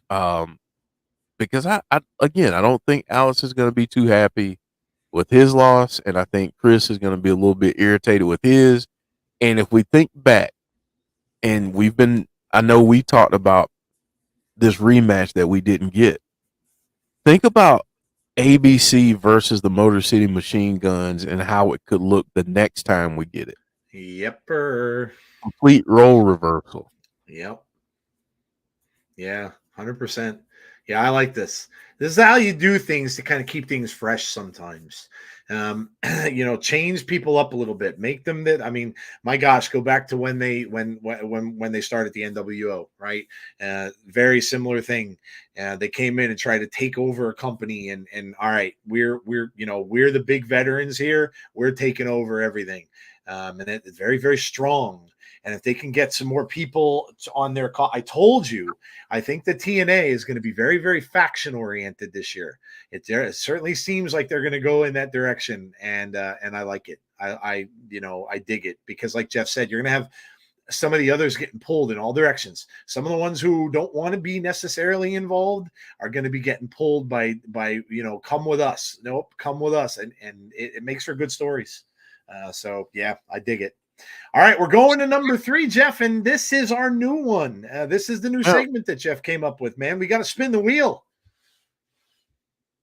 Yeah, so let us know. Start getting us some topics here, and we'll put them on the wheel and spin the wheel and see what we end up with. All right, so we're definitely going to take Barry Monkeys, right? Yeah, so, I got the WWE needs a women's mid-card. mid-card title. Okay, so that's one of them. So start giving us ideas. What do you want to spin the wheel? Give us some ideas of what you want topic number 3 to be. We'll give you a few minutes. Start shouting them out. Brandon Sandman has one. Jeff, MJF signs with WWE at some point this year. All right. Okay. All right. Dylan's got one. We got Sami Zayn will be the one to dethrone Gunther for the IC title at WrestleMania. Ooh, okay. All right. I like that. Something a little different. Keep shouting them out. We need some more wheel spaces, so keep shouting out ideas here, guys. Give us some others. I thought Conrad might have given us one, but I could be wrong. Did Conrad give us one up earlier? Oh, no, he's talking about the 4 horsewomen. Okay. All right, give us some more. We need some more here. Julia will show. That's how I pronounce it. Is it Julia or Julia? I always forget it. Julia will show up at WWE in June, says James Grant. Little Silver's got one. Eric Young will join the system if he loses to Moose. Wow. Okay. All right. Dylan has one. It's not really a sell or no sell question. We need one with like a choice, Dylan. We need one with a choice. I mean, we could make that, if you want to give us a company you think it's going to be, we can use that and say he will sign here, whatever company you're telling us. But yeah, we need a yes or no, like will they or won't they? Here you go, Jeff, from Conrad. AEW Revolution will be a turning point for AEW. I like that question. There you go. And if that one doesn't get into this one, Conrad, I'm using it next week. There you go. Well, not next week, but the week after, because the event will be next week. So by that point, we'll have some information on it if that's the case. So yeah. Damian Robinson, Braun Breaker will win a singles title before the end of the year on the main roster. How many more do we need? One more after that one. Roman Reigns from Jody will beat Hulk Hogan's record. All right, I like that one. That's a good one. Okay. All right, so I'm writing down the Braun singles title on the main roster. Yeah. And then Roman will beat Hogan's record. All right, let's spin the wheel and make a deal. All right, let's go. The wheel's going to spin. Here we go. And the winner is... I feel like I'm on a game show. Oh, this is interesting. Okay, so it ends up on WWE needs a women's mid-card title. Oh, well. Oh, There you go. so Okay. it landed on that one. So interesting. All right. Well, there you go. So that's going to be our third one for the week. That is our viewer's choice, determined by the wheel. So sell or no sell? That question that was from, Was that Barry Monkey? I think it was. Was it Barry? I think so. Yeah. No, wait, let me see if I could find it here. I think I might have went past it on the. I'm looking in the chat here to find it. Was that Barry Monkey that came up with that one? Was that you, Barry? I think it was. Yeah, let us know. There, But yeah, yeah, was Barry Monkey. Needs a yeah. mid-card title for people building like Tiffany and Jade Cargill. So sell or no sell? So guys, what do you think? Sell or no sell? Do they need a women's mid-card title? Jeff, I'll let you start this one. I think they already know what my answer is, but go ahead. I don't like it. I love it, love it, love it. Yes. I will just say this. I think at this point in women's wrestling, I think if you have a women's division, you not only need to have your top title, but you need to have a mid-card title as well. And it's because I think, there are so many talented women out there who deserve title shots, but it also gives you an opportunity to prepare your next major champion through holding a mid-card title. Yep. There are some people that have everything, but they just need that championship run experience and understanding how things are different for a champion. Understanding how to keep your character fresh and relevant and not at the point where people, just absolutely turn on you like we were talking about earlier. But I do think you need it because we have so many talented people, and I feel like sometimes they get lost in the roster because if we think about it, many times with women's wrestling, the main storylines that we see are for the title, and I feel like this is giving people an opportunity to have storylines and build storylines outside of the major title. But I will say this. I have changed my stance on this because if you had asked me this 6 months ago, I would have said no. But I'm completely on board with it now, Joe. So Yeah, I had said earlier, I'm definitely selling it. I think so too. Everybody's talking about what to name it. And that's a good question. yeah.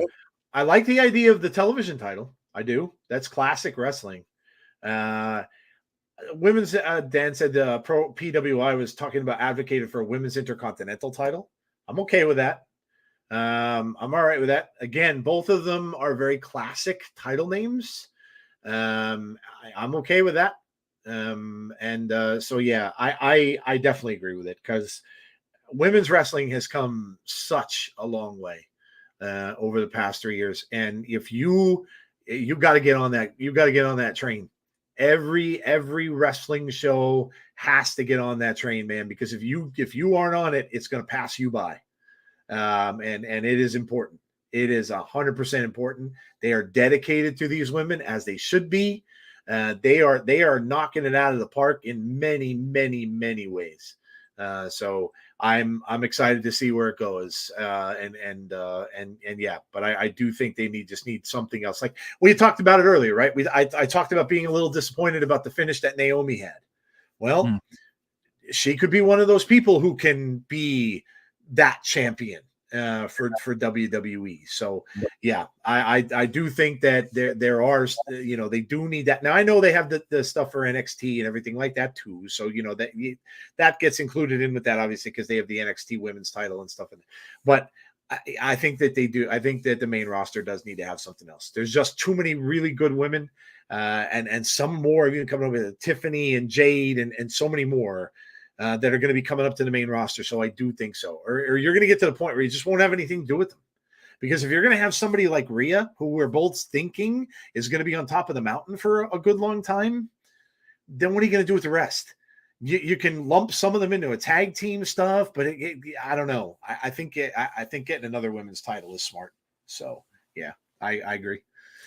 All right, we are moving on, and I think we have our other new segment that we just started this year, Jeff. I think we're going to do a little bit of burning question of the week. Well, speaking of that, Usher has the song "Let It Burn" or Mm-hmm. "Burn." Speaking of Usher, did you see the thing with L.A. Knight? I did not. L.A. Knight wants him to come out and perform "Yeah" at WrestleMania, Ooh, I'd be down for that, but dude. his version of "Yeah." Dude, man, the Super Bowl performance when he was doing crap on skates, freaking Yeah. amazing. That was so cool, dude. Say what you want, and then of course he sang my favorite song by him ever, "You Got It Bad." I love "You Got It Bad." He came out and started singing. I was singing along with him. He's like, "You got it, you got it." I'm like, he's singing "You Got It Bad," and I was like, that was one of my favorite '90s songs. I absolutely loved it. So, oh my god, yeah, do it. Let's go, man. Listen, Philadelphia, they're bringing Rocky Balboa. You got to make that a spectacle. If that's going to be the biggest WrestleMania ever, you gotta make that the biggest WrestleMania ever. Pull out all the stops, man. Get everybody there that you can. Yeah, let's go. That's what it's supposed to be. So yeah, I loved it. I thought it was great. Listen, no one to me is ever going to beat Prince.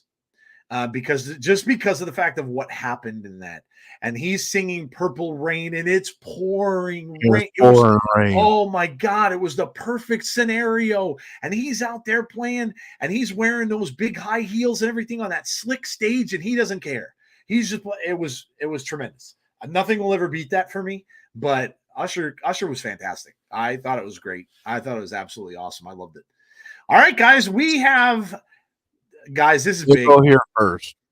Yeah, let's go to this quick first. This is big, guys. For more reasons than one. A legend is going to retire, and a legend he is. You cannot look at this man's face and say this man's name without uttering the word legend. He has been a part of wrestling for as long as I can remember, and even before I was watching consistently. I absolutely love this man. I love to watch him when he was with the Ultimate Warrior. I love to watch him and I marked out 100% when he came down as Crow Sting or the Vigilante in the NWO stuff, which was fan-freaking-tastic. I was such a big fan of the movie The Crow, and when he came down and they played that little snippet from The Crow, and I'm like, it's Sting. This is amazing.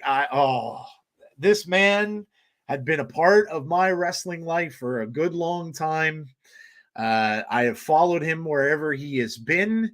And not only that, Jeff, and I know you know this better than I do because you've talked to me about it. He is just a hell of a person, a hell of an individual. He's got tremendous beliefs, and he's just a great person.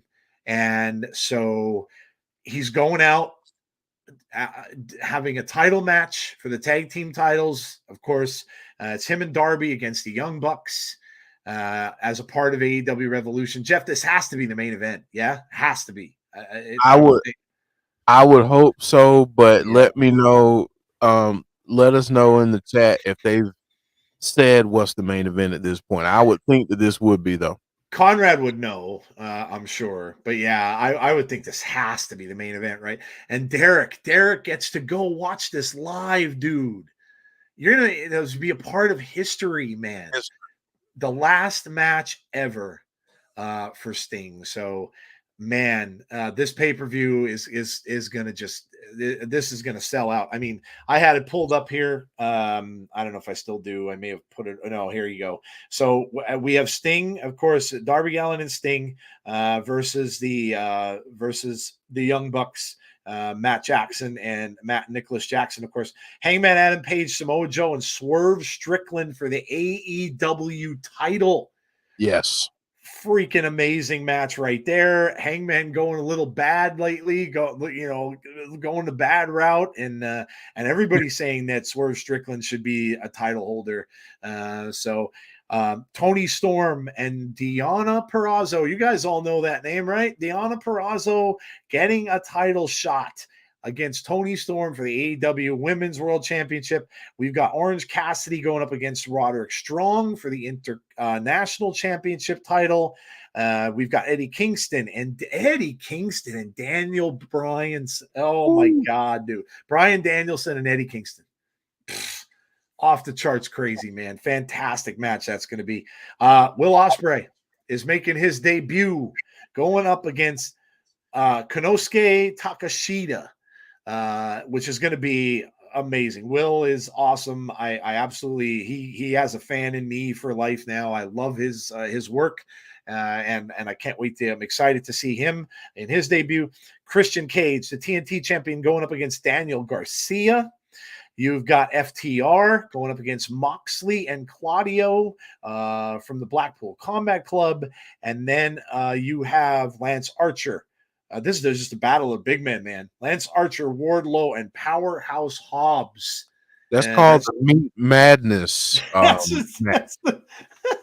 the big meat slapping meat madness. Yes. Yeah. It's going to be a fun show, guys. Whether you like AEW, whether you don't, I mean, you've got to know history. You all love wrestling, and you got to know what the man on our screen has meant to that.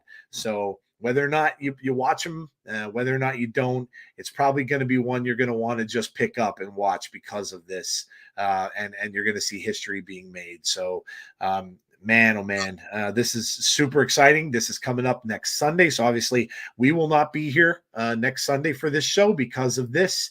Because you know what, guys, you all should be out watching this show. Plain and simple, you all should be out watching this show. Yeah, just be a fan of wrestling. And go and watch this man's last match, because you know what? It should be something that you all watch. It's historic, and there aren't many times we get to watch history take place. So, and if it is going to be the main event, and he does end up the show, man, oh man, I don't know how he's going to leave the arena, Jeff. But I'll tell you what. I don't think they would do this because he's up in age a little bit now. But man, if he was up for it, I'd have that zip line tied to him. And I would go and just have him fly out, and that would be the way. I'd just gone, just gone. But I don't think they do that though. He is a little older now, but man, I can't wait. Yeah, I will say this: I'm interested how he'll do it. If he'll leave his boots in the ring, but if he left his boots, his coat, and that bat in the middle of the ring, bat, I will probably cry. I'm just going to be honest. Yeah. Sting, I've watched him since the days of, him and Jim Hellwig as the Blade Runners. Yep. And, honestly, man, this dude meant a lot to me. Like growing up, I saw a lot of him because of, his run in NWA, WCW, Jim Crockett Promotions. Just seeing him, I was always in awe of him. And then, when I started wrestling, I won't go into great detail, but I'll just say the wrestling business at that point in time was hopefully very different. And I know it's very different than it was then, but let's just say that there were some things that were very rampant in wrestling, and every story that I heard from people that wrestled against Sting or did some type of spot with him talked about how different he was, and I wanted to know what that difference was. And people talked about his faith, and they talked about his beliefs, and I was always a fan of Sting. But when I heard that about him, I was like, man, I love this dude even more. And then he was in this movie, Joe, called The Encounter. And it's a Christian movie. Okay.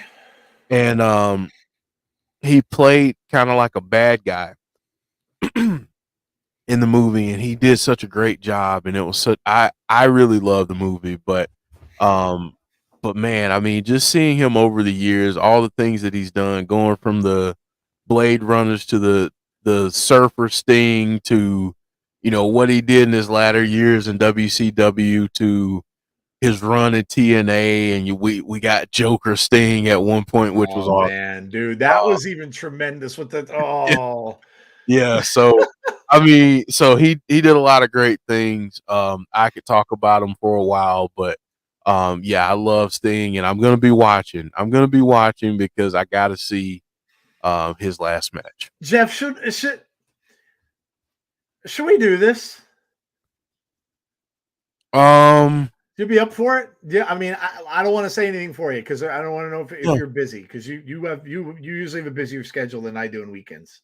Let me see what's going on, but Check and see what's going on because it might not be a bad idea. yeah, yeah. So yeah, check and see what's going on. I know Jeff has weekends busy a lot of times with his kids and stuff like that. So if he does, obviously we can't. But but yeah, we might actually look into that. We might actually look into that. It might be a fun thing to do. Just for the fact that we're both such fans of his and stuff like that. So we'll let you know. We'll check into that. We'll keep you posted and we'll see. Life has to come first, obviously, and stuff like that for us. But we'll let you know. We'll keep you posted. Might be something to think about. Man, great stuff, dude. Great stuff. I absolutely love it. All right. Burning question is up. Just because I have the video too, I wanna play this real quick because I like the video. I like the aesthetic. All right, so burning question of the week. I feel like this is a good one too.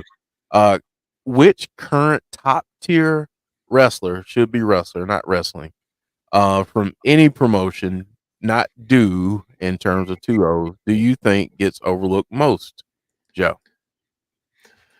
Wow. Which wrestler from any current promotion gets overlooked the most? Well, that's interesting. That's a good one, man. So you have to think about this as who is kind of underrated, right? So I'm going to, let's see. I have a name here. Let me just think if I have more than one. As soon as you put overlooked, and right off the top of my head comes to me Gunther from WWE. Yeah.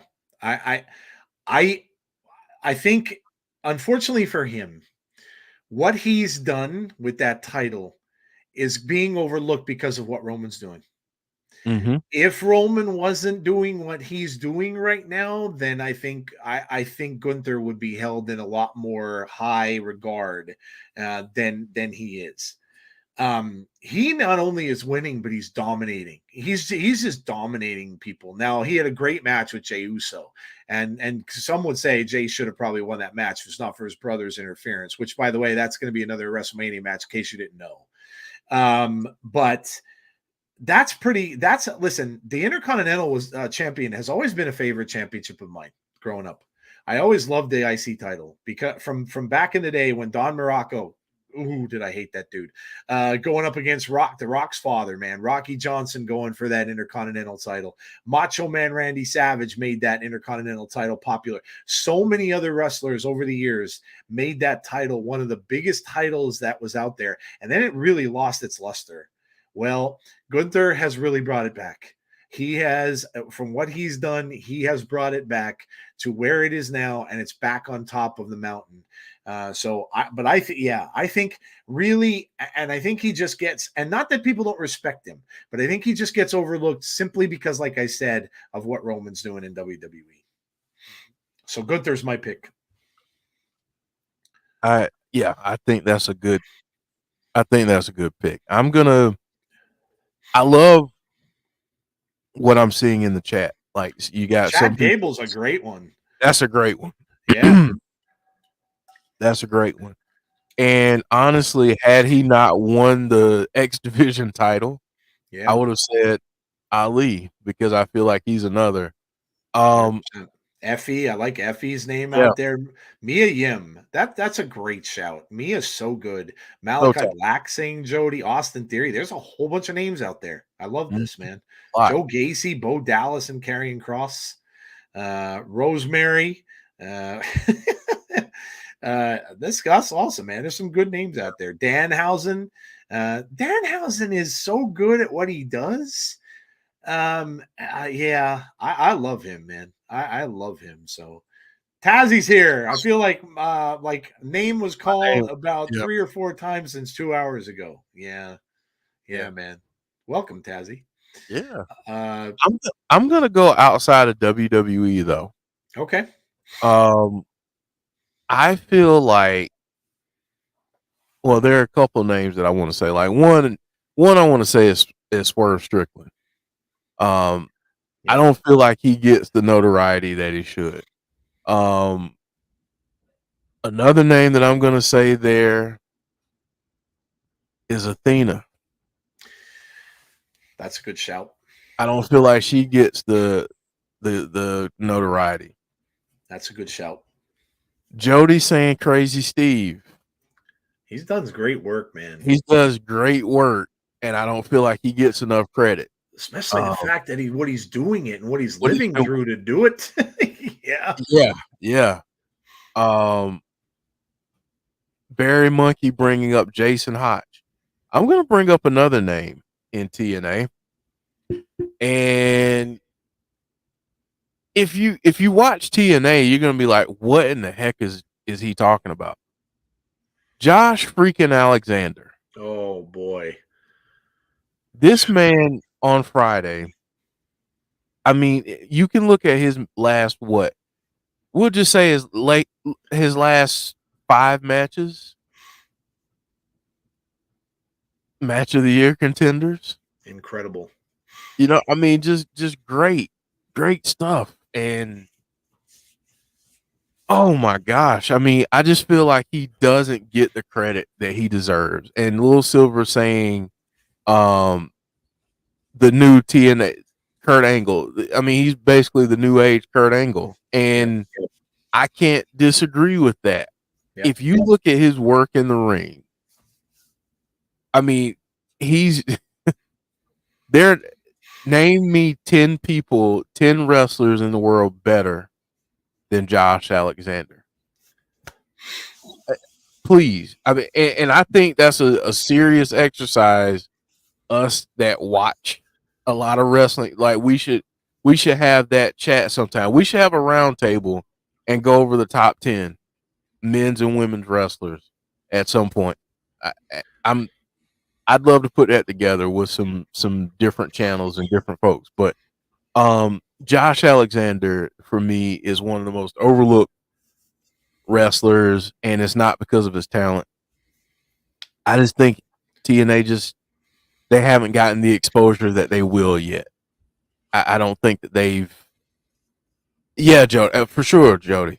But I don't think that that he gets the credit because I don't think enough eyes are on the company yet. I Yep. think it will happen. And I think once it happens, people will then go back and see what he's done and be like, okay, yeah, this dude is legit. Couple people saying Jake something. I can't argue with you there. And I brought this up on Friday when Ali won the X Division title. Hey Ali, congratulations. Great work beating Chris Sabin. Your prize now for doing that is a pissed off Jake something who's chasing out after That's very uh true. yeah. Brian Yeah. Keith, I can't argue with that one either, Conrad. I'm so glad he's with AEW. But yeah, I agree.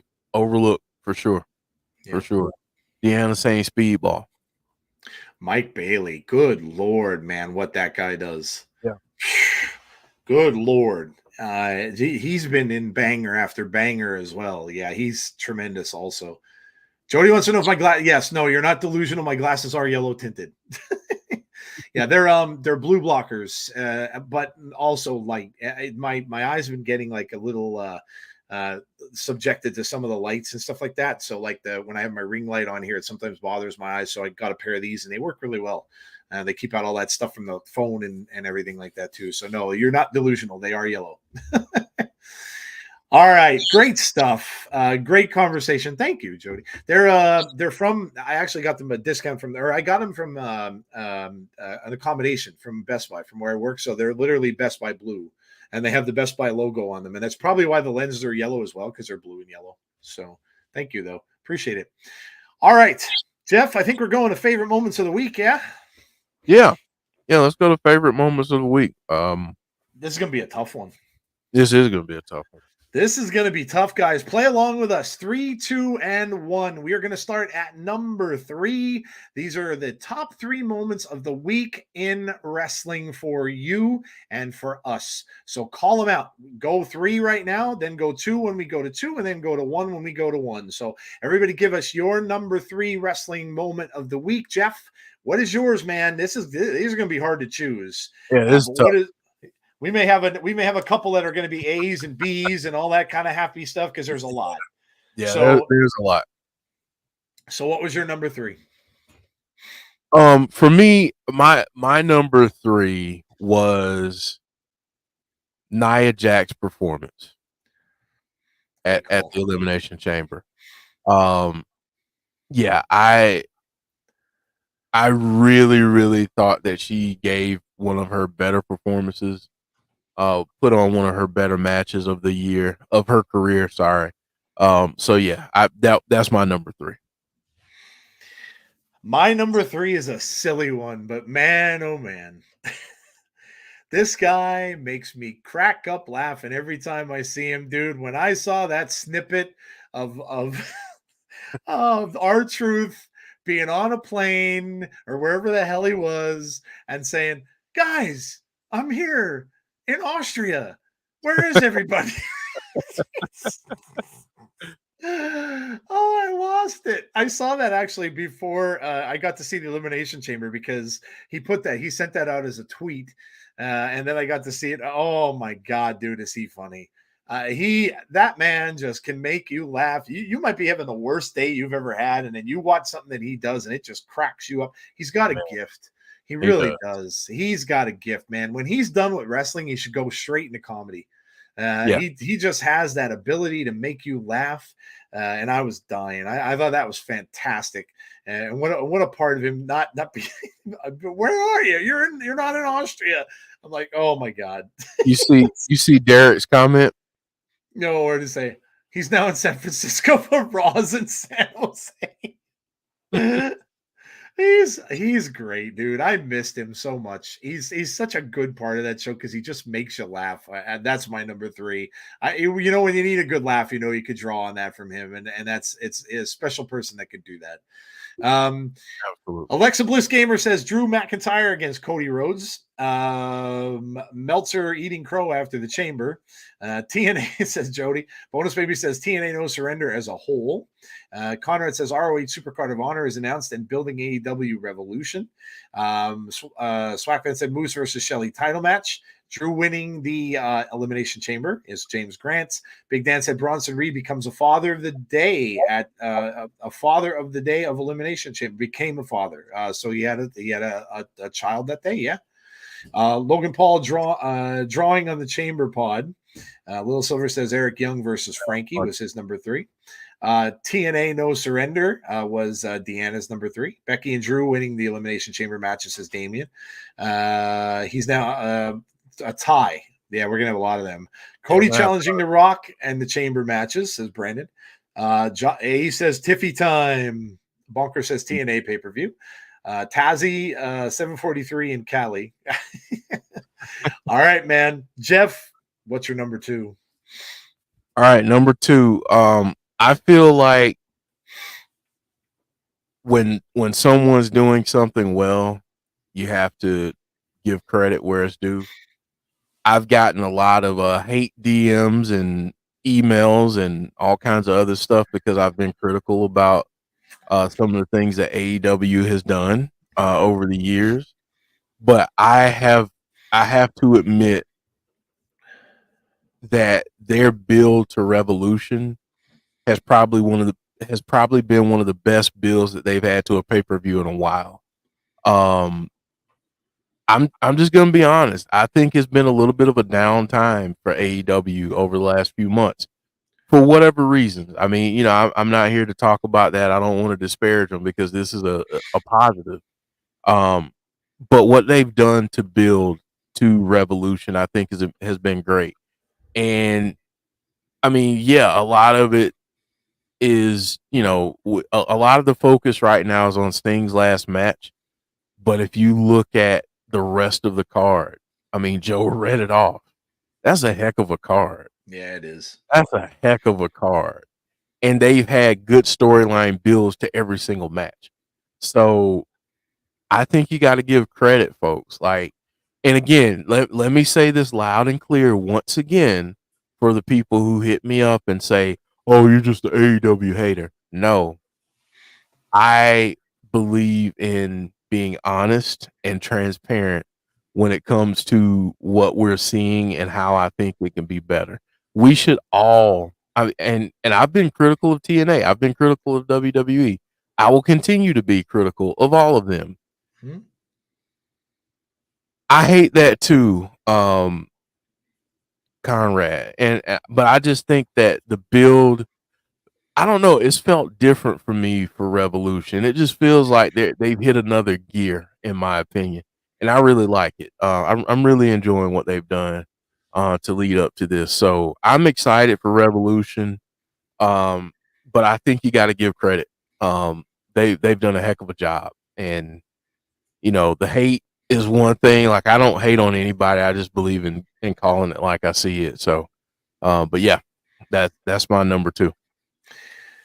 My number two, and I've got a very different one here because I don't think we get to talk about this enough in wrestling. My number two is both the fans that were in Australia because they knocked it out of the park. And this is what, as wrestling goes on and moves forward and starts to do more of this stuff, right? We saw AEW venture across the pond, right? We saw now WWE is going to many different places, and they've got more they're doing this year. I think this is gonna, and we saw Impact do it, right? Impact was over there last year. As they do this, I think the more the fans are in the world are going to get to see this stuff, and I think it's just going to be better and better and better. That crowd there, man. And I'm not saying that they were. England was fantastic too when they had that had it there, but that crowd braving 104-degree temperature heat, coming out in the outdoors to be at a presser. This was not a match. This was a press conference. They had to be 10 to 15,000 strong out in the middle of a field in 104-degree heat for about 2 hours. That is not easy to do. And also, yeah, I just think that we don't talk about that enough. And also, I want to say this. We often on this show criticize social media. We do, and rightly so. A lot of it is garbage. But I will say this. This past week, with the TNA event, with the Elimination Chamber, and also with, like Jeff was talking about, what AEW is doing, really, I have seen a lot of positive things on places where I normally don't. And that is fantastic. That is what I want to see. And I'm sure the trolls were out there, but you know what? They get pushed to the back burner by the people who are excited and who are enjoying the stuff that's going on now. And that's what has to happen to keep people like that away, because those people don't like that. They don't like when people are enjoying themselves. That's the whole point. So I love it. I love how the fans are reacting. I love how that. Listen, guys, we are only in February. We're only in February of this year. This could end up being one of the best years of wrestling in a long, long time. And it's just getting started. So I'm shouting out basically the fans here in this one because I think it's awesome. I think it's absolutely awesome. That's my number two. Let's see what people got as their number twos here. What do we got? Tony Storm and Deanna Perrazzo says bonkers. Women's Elimination Chamber, says Alexa Bliss Gamer. Cody challenging The Rock is John G's. The look on Logan Paul's face when KO was standing outside his pod door when it opened. Simon Gotch versus Josh. I'd not seen Gotch before, but seeing him first time reminded me of seeing Deonna Purrazzo the first time. The actual old style wrestling ability was top notch. Nice. Ali Catch versus Manser from GCW. See, I love this too. This is all coming from all different. Listen, you guys are all different parts of fandom. And I love it that you're talking about a match like that, Clown, with Ali Catch and Manser from GCW, because not a lot of people give them a lot of credit. So that's great stuff. Ollie wins the X Division title and Cody challenges The Rock. TNA No Surrender pay-per-view. All your number twos. 2A, 2B. 2B, TNA X Division title in the main event. 2A and new Mustafa Ali, the new X Division champion. My number two is Mommy retains over Nia Jax. Becky Lynch wins the EC. KO hitting the pod each time Logan's head hit it. Third for me is the in-ring debut of Ash by Elegance. Mustafa Ali winning X Division Championship. Hello, Andrea. The build was started earlier and announced match earlier, says Conrad. A tie. Tiffany Stratton's Elimination Chamber performance at WWE sweeping the top 3 Observer Awards over the majority of the readership's beloved AEW. They got a lot of awards anyway, but kudos to Triple H. Let's see. Number 2, Jordan Grace versus Giselle Shaw. Fantastic match. A says number 2 was No Surrender. Number 2, TNA No Surrender. I want to see them build toward the new TNA and not sure what happens with Scott D'Amore. Either way, the roster is getting stronger. Yeah, look, that was a black cloud. The Scott D'Amore thing was definitely a black cloud, and it could have shown up that way. It could have shown up that way, but it didn't. And so, yeah, I'm sure they're all thinking about him. I'm sure that they were saying that they had some sort of meeting prior with Anthem. So, but look, what a lot of people have to remember, I love Scott more than anyone. I do. When I saw that man's passion, screaming his head off, and when he came out talking about TNA wrestling and probably had no voice for 5 days after, I've never really seen passion like that from an owner before. I'm going to miss him. No doubt I'm going to miss him. But got to remember, we're rooting for the talent on that roster too. And it's not just the everything else. So yes, there's a big company above them and the conglomerate and everything, but we're rooting for the wrestlers. So let me see if I missed any. Number 2, Mustafa Ali, says John Kessler. AJ Styles showing up at the Chamber, said Deanna. Yeah, that came from the SmackDown match, by the way. I didn't realize that because I didn't see SmackDown. I didn't get to watch it. All right, Jeff, on to number 1. Number 1. Go ahead, dude. I'm going to keep it short and sweet. I'm going to keep it wrestling related, even though I will say thank you to all of you who got us over the 4,000 subscriber mark. We appreciate that. My number 1, though, when it comes to what we saw in ring and moments in the wrestling world, I've got to give it to Ali. I've got to give it to Mustafa Ali. Him winning a major championship at this point in his career, being afforded another opportunity. That to me, and seeing the passion, the emotion, and everything, in that promo, in him speaking to the crowd, honestly, just tremendous. That's what these moments, that's why you go through those hard times to have moments like this. I'm pretty sure that it's been a tough journey for him, but seeing him as happy as he was Friday night, just tremendous, man. That's my number 1. I got a 1A, and a 1B. 1A and 1B. The emotions of wrestling.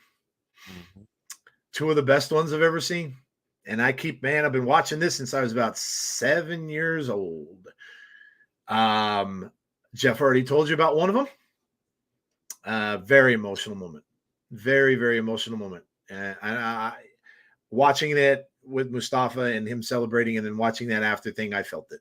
I absolutely felt it. I felt so good for him. The other thing was, of course, Rhea Ripley and her big moment that she got to have. That's a once-in-a-lifetime thing. She will never probably get that to happen again the way it did. And that is so big for them. That is something that they will never, ever, ever forget. And what a moment for her. Just absolutely tremendous. My number one is this. I get emotional too when I talk about it. I read that little paragraph that I put out from Facebook earlier. Anytime we cross a milestone, and when we do what we do as best as we can do it with the time that we have allowed, and I am so proud of what we do and the way that we do it. I think is the most important thing, and I stated that on Twitter. Anybody can do this kind of thing, but try to be a positive influence with it and try to be out there is hard. It is, because guys, let's put this world, negative sells. Negative sells. And that and good content creators know that, guys. They do.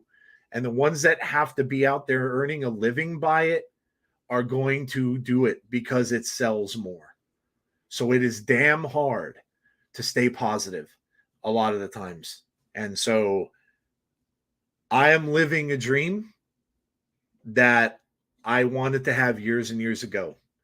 And I have nothing but thanks to all of you watching, to all of those who have done this with me, and to the man sitting on my right for allowing me to do that. So yeah, that's my number one. How can it really be anything else? That's a great number one. Another milestone that we hit, and we're just going to keep going. We're just going to keep going, man, and keep doing what we do. And all those comments that you guys made earlier in the chat, just nothing I could say. It's fantastic. Love you guys. You're the reason why we do this, and I'll never forget you for it, because, yeah, just tremendous. So, whew, all right. That's going to do it for us, guys, for the week. I want to get Jeff to go to sleep because he's been up for a long time and works all his late weekend. So we got to get him some sleep here. And we're going to do that. So coming up for this week. Now, you can see that Jody is not feeling well. Wow. Thank you so much, Swag fan. Thank you for the kind donation. Really, thank you very much. We appreciate that, man. Thank you so much. Congrats on the 4,000 subs. You deserve it. One of my favorite wrestling podcasts. Thank you so much, man. It means a lot. It really does mean a lot to us. Thank you so much. But yeah. So coming up, like I said, Jody, you obviously know is not feeling well, so we'll keep you posted on what we're going to do with that. She'll let you know as we go. And then next time Jeff and I will see you will be on Thursday for TNA Wrestling Watch Along. So that will start at 8:00 p.m. Eastern Standard Time. And that's all we're going to have for this week. But now listen, Jeff and I will discuss what we want to do maybe for Sunday. We'll see how it goes. Obviously, Jeff's family and kids and stuff have to come first. So if he's got the kids and he can't make it, that's perfectly cool. But we'll see. I don't know. Maybe if Jody's feeling better, maybe Jody and I will do something, and Jeff can pop in and out if he wants to or something like that. But I think it'd be kind of cool to do that. I know we have only ever done one AEW thing. So, but just for the fact that we respect Sting so much, maybe it would be something that we could do. So thank you, Jody. Jody, come on. You don't have to do that. Thanks, Jody. Appreciate you. Thank you so much. So we'll let you know, guys. So watch the Twitter, watch the Facebook. Those of you who are on Facebook, just keep an eye out. And if you want to come out, in fact, you know what I'll do? Because I always leave this up to you guys too. I'll stick a poll out there on all the medias. I'll put it on YouTube. I'll put it on Twitter, and I'll see what kind of response we get out there for it. And I'll throw it out there and see if you guys would like us to do a watch along for that show. I know there's probably other creators out there that maybe you watch, and that's perfectly fine. But just let us know what your honest opinion is, and we'll take that into consideration as well. Okay. All right, guys. That's it for us for the week. Thank you for coming out. Thank you for subbing to the channel. Thank you for being here and all the great moments and stuff that you shared with us. Thank you for participating. We appreciate all of you. Have a great rest of your night, guys. Please stay safe. Be kind to one another everywhere. And hopefully we'll see you all for our next show. Have a great night, everybody. And we'll talk to you all soon.